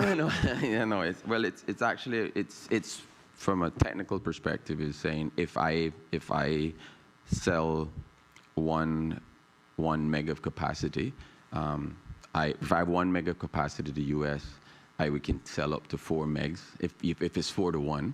So you allow to say 4-to-1 based on usage profile, so you could actually sell more of the capacity that you have to the customer. So if all customers access it at the same time, they could potentially, if it's 4-to-1, they'll get 25% of what they contracted, right? But if only one customer access, they'll get the highest capacity. And that is how all telecoms networks are created. And this has been from, from Alexander Bell days, right? That's just how it is, Yeah. So it's not a contention ratio, no, not in the true sense. Yeah, Maybe in no. the esoteric sense, yeah. No, sorry. The reason why I ask it, because as Raul rightfully said, it does impact the quality of service. Because if you, a perfect example, using cell sites, for example. A typical, the technology may have changed, I'm a bit outdated, but back then some cell site could take 900 to 1,200 calls at one time. And there are times like when you're stuck in traffic and you're moving from one cell site to the next, sometimes the call would actually drop. And the reason being is that the site that you're moving on may not have had a space because of that. And one of the good examples is even sporting events, where if you have something at, say, the Truman Bodden field, the cell sites there aren't designed for the maximum capacity of Truman Bodden. So some cell companies would bring in something called a cow cell on wheels, where they bring in an additional capacity just because you have people in that one area that is now past what the normal limit is to increase capacity. But the reason I asked the contention ratio is that many people have always complained about speeds. And as he said, if you test your internet speed at 2 o'clock in the morning, it's normally going to be much faster than, say, 6, 7 o'clock in the evening, because you have more people on versus late at night. A lot of people be off, and you get faster speed and you get more. But I think that's one of the things that the regulators themselves need to look at, because it does impact quality of service. And that's why in many cases people would buy 15 and end up getting 10, because it depends on what time of day it is. And sometimes, some days when you run the speed test, it's even way worse. So it varies. And it was one of the things that came up, especially during COVID, where a lot of people were normally at home in the daytime, at work in the daytime, and using their fast internet at work. Now they're stuck at home trying to do the same work. Then other people are at home, the network wasn't built for it. So with that said, then the next question is now, seeing that COVID has changed this, what investments or what is it that Digicel is looking to do differently now, in recognizing now that some organizations have now chosen for some people to continue working from home and therefore the old profile has changed? What studies or what has been done since to basically anticipate for this new normal? To just, Mr. Chairman, through you, the reason why it's called a mobile network is that it's for mobility. So when you have people in a particular area using that resource over an extended period of time, it's not created that way. Mobile networks are, and they call them handoff, and that's why it's called a cell network, because it's literally 3 cells. So you move from one cell to the other if you go around the tower, and as you drive, it's a mobile network. You just hand off to the other cell. So specifically on capacity, what we have seen pre-COVID and post-COVID, obviously the use of data increased exponentially.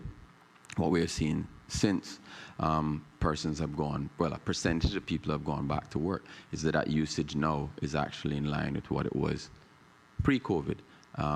But the network that we've invested in, which is TDDLT, is actually to provide a much better service. Unfortunately, Mr. Chairman, we have 25 of those sites.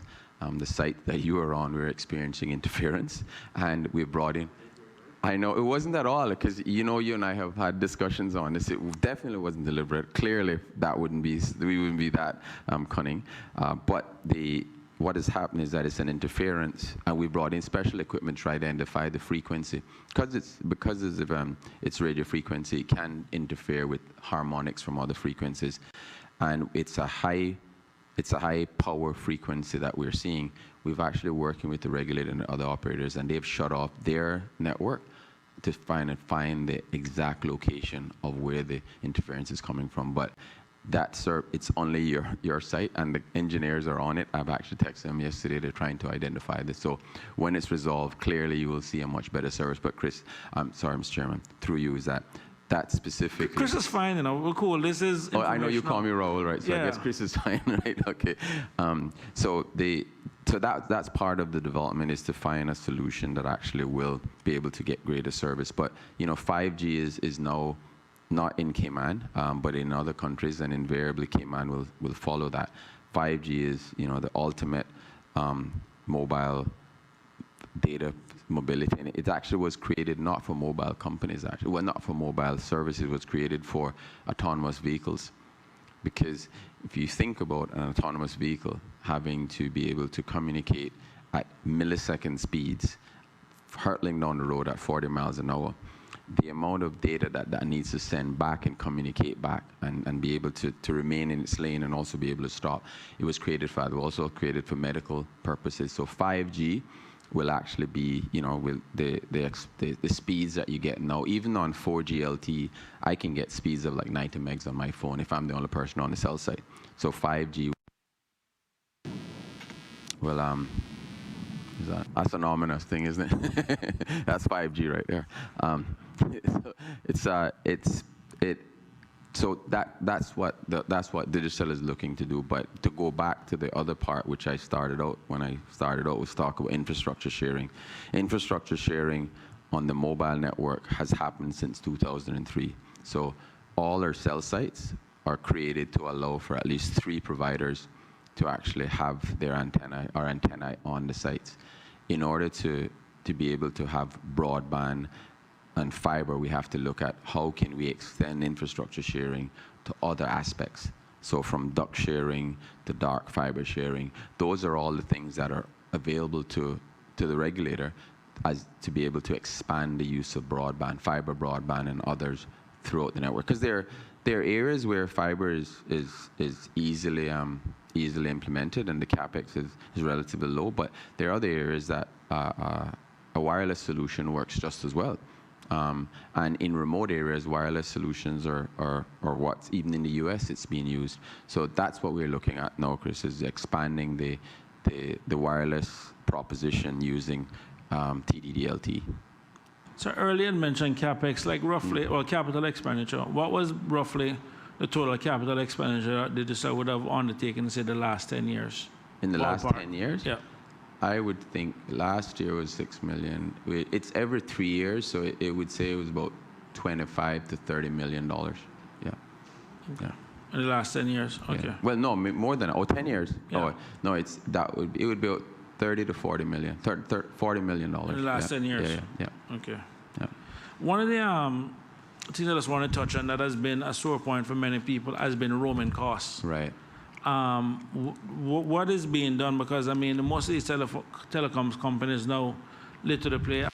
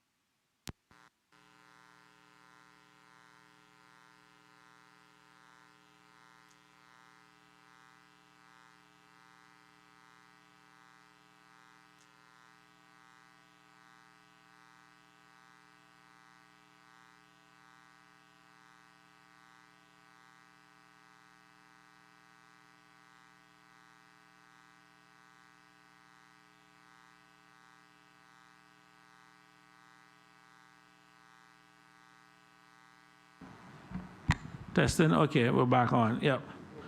Sorry.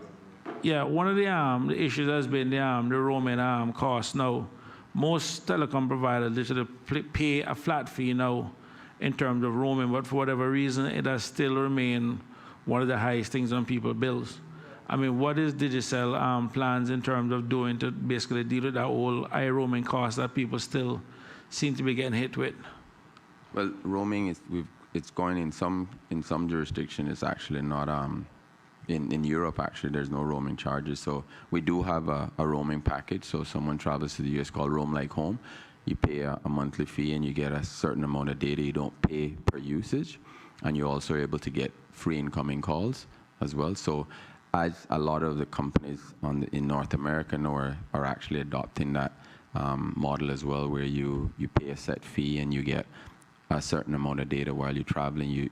It would actually appear like you're at home. So when you're in Cayman, you get a voice call. You actually don't pay for that call. So when you do have it now to the US, you pay a set fee, go to the US, you get a certain amount of data, and you can actually receive calls. We haven't gone to the unlimited model yet, no. But obviously, the market will dictate that, and I think that invariably that will happen. Actually, speaking of the market dictating it, one of the biggest problems with roaming is the fact that the Caribbean carriers actually charge more than the North American carriers. And the reason for that being is that there are more North Americans coming here that would be roaming than Caribbean nationals going there, and the kind of border term, they just pop it off for the tourists. I mean, and so that does affect, no, I'm being realistic. I mean, yeah, so from that standpoint, I mean, is there plans then for that model to change where the Caribbean is actually looking to maybe lower the rates that they are now charging the North American carriers to some extent? But it's actually in the reverse. You're saying the tourist pays more when they... No, what I'm saying is, I know originally one of the biggest criticism is where it was expensive to begin with is because we had set the rate high because there were more tourists coming here. Right. So we could have made, we, referring to the Caribbean, could make more money off the tourists than the Caribbean nationals going over there. Right. So by having a high rate and having more customers from their side coming, it was in the Caribbean's best interest to have higher roaming rates to charge them. But in turn, when we charge that rate or set that rate, then they in turn are the same for our people going on the other side too. Right, Mr. Chairman, through you, that the market does dictate that, and I think what the North American companies have realized, and also the Caribbean companies, that we're no longer competing against each other. We're actually competing against the over-the-top services. So if someone arrives in Cayman and they find a Wi-Fi hotspot at a coffee store, they'll make a call on Wi-Fi. They don't need to make a roaming call. So inevitably, that if the telecom companies will have to say, I have to price my service to make it easy for a customer traveling, instead of looking for a Wi-Fi network that they will just turn on their mobile phone and just use it as if they're at home. So that's what I mean with the market will dictate it. Because, I mean, the internet is an amazing thing. I think telecoms went through it in its first phase where, you know, revenues and voice just kept dropping. But the internet has created so many other things. The world's largest hotel company doesn't own a hotel. It's Airbnb, right?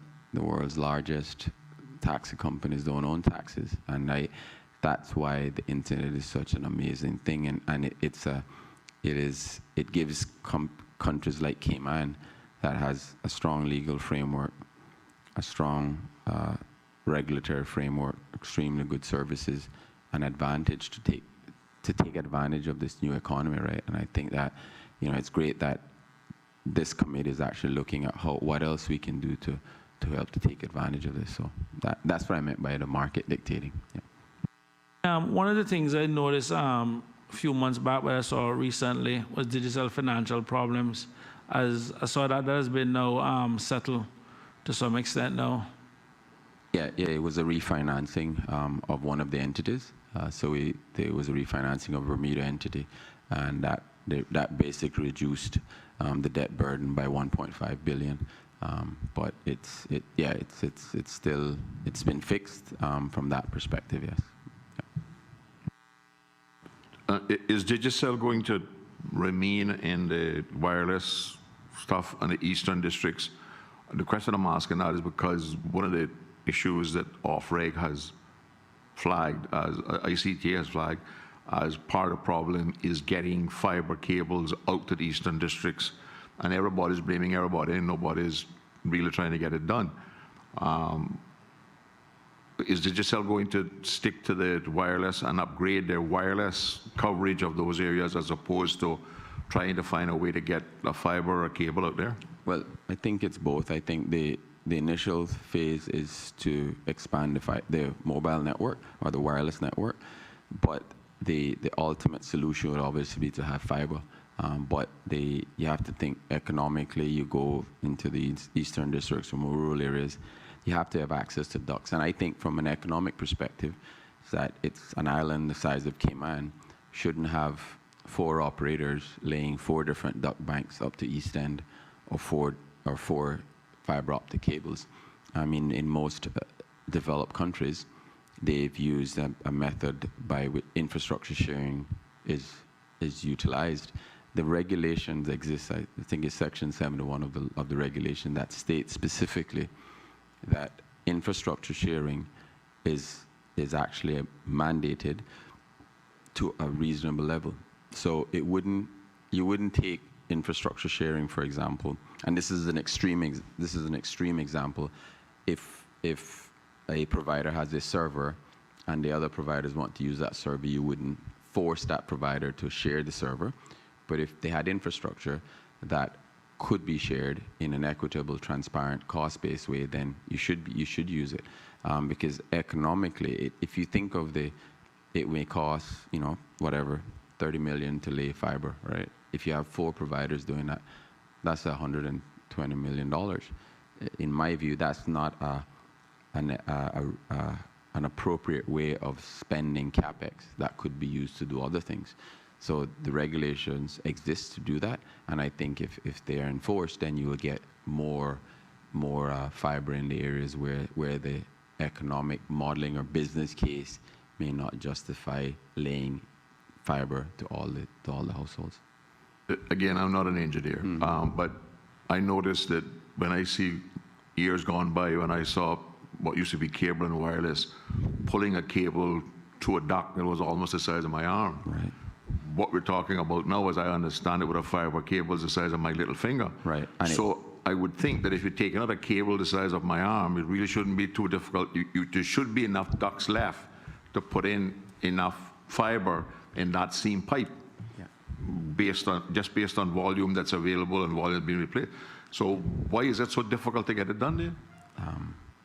I actually, to answer the specific question that you made in terms of the size and the dimension of the cable, you're correct.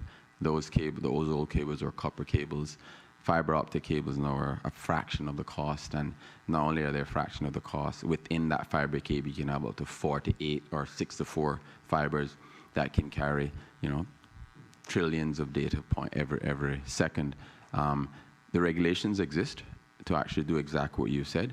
I'm not sure the reason as to why there's a reluctance, but the regulation exists. So if the regulator decides, we need to understand exactly the capacity, and it's not only from Flow, it's everyone that tell me what capacity you have in your ducts, and you have to be open, transparent with it, literally. You can't hide behind, oh well, I have a 15-year plan for this. If you don't, then you should be allowed to be able to use it, and allow others to use it, because on the mobile side, and I was involved from the beginning in 2003, when we made a planning application for a tower, we met with planning and they said, is your tower capable of handling at least three providers? And you had to answer that in the affirmative. You also had to then provide the other providers a price to actually sit on the tower, because if not, we'd have had a lot more towers than we have now. And that was the reason for that. It was that people wanted to reduce the number of towers. But the reason why we were able to do that was that the regulation existed back then, and it still exists now. So there's nothing in my view preventing it. I think it's just the way it's applied.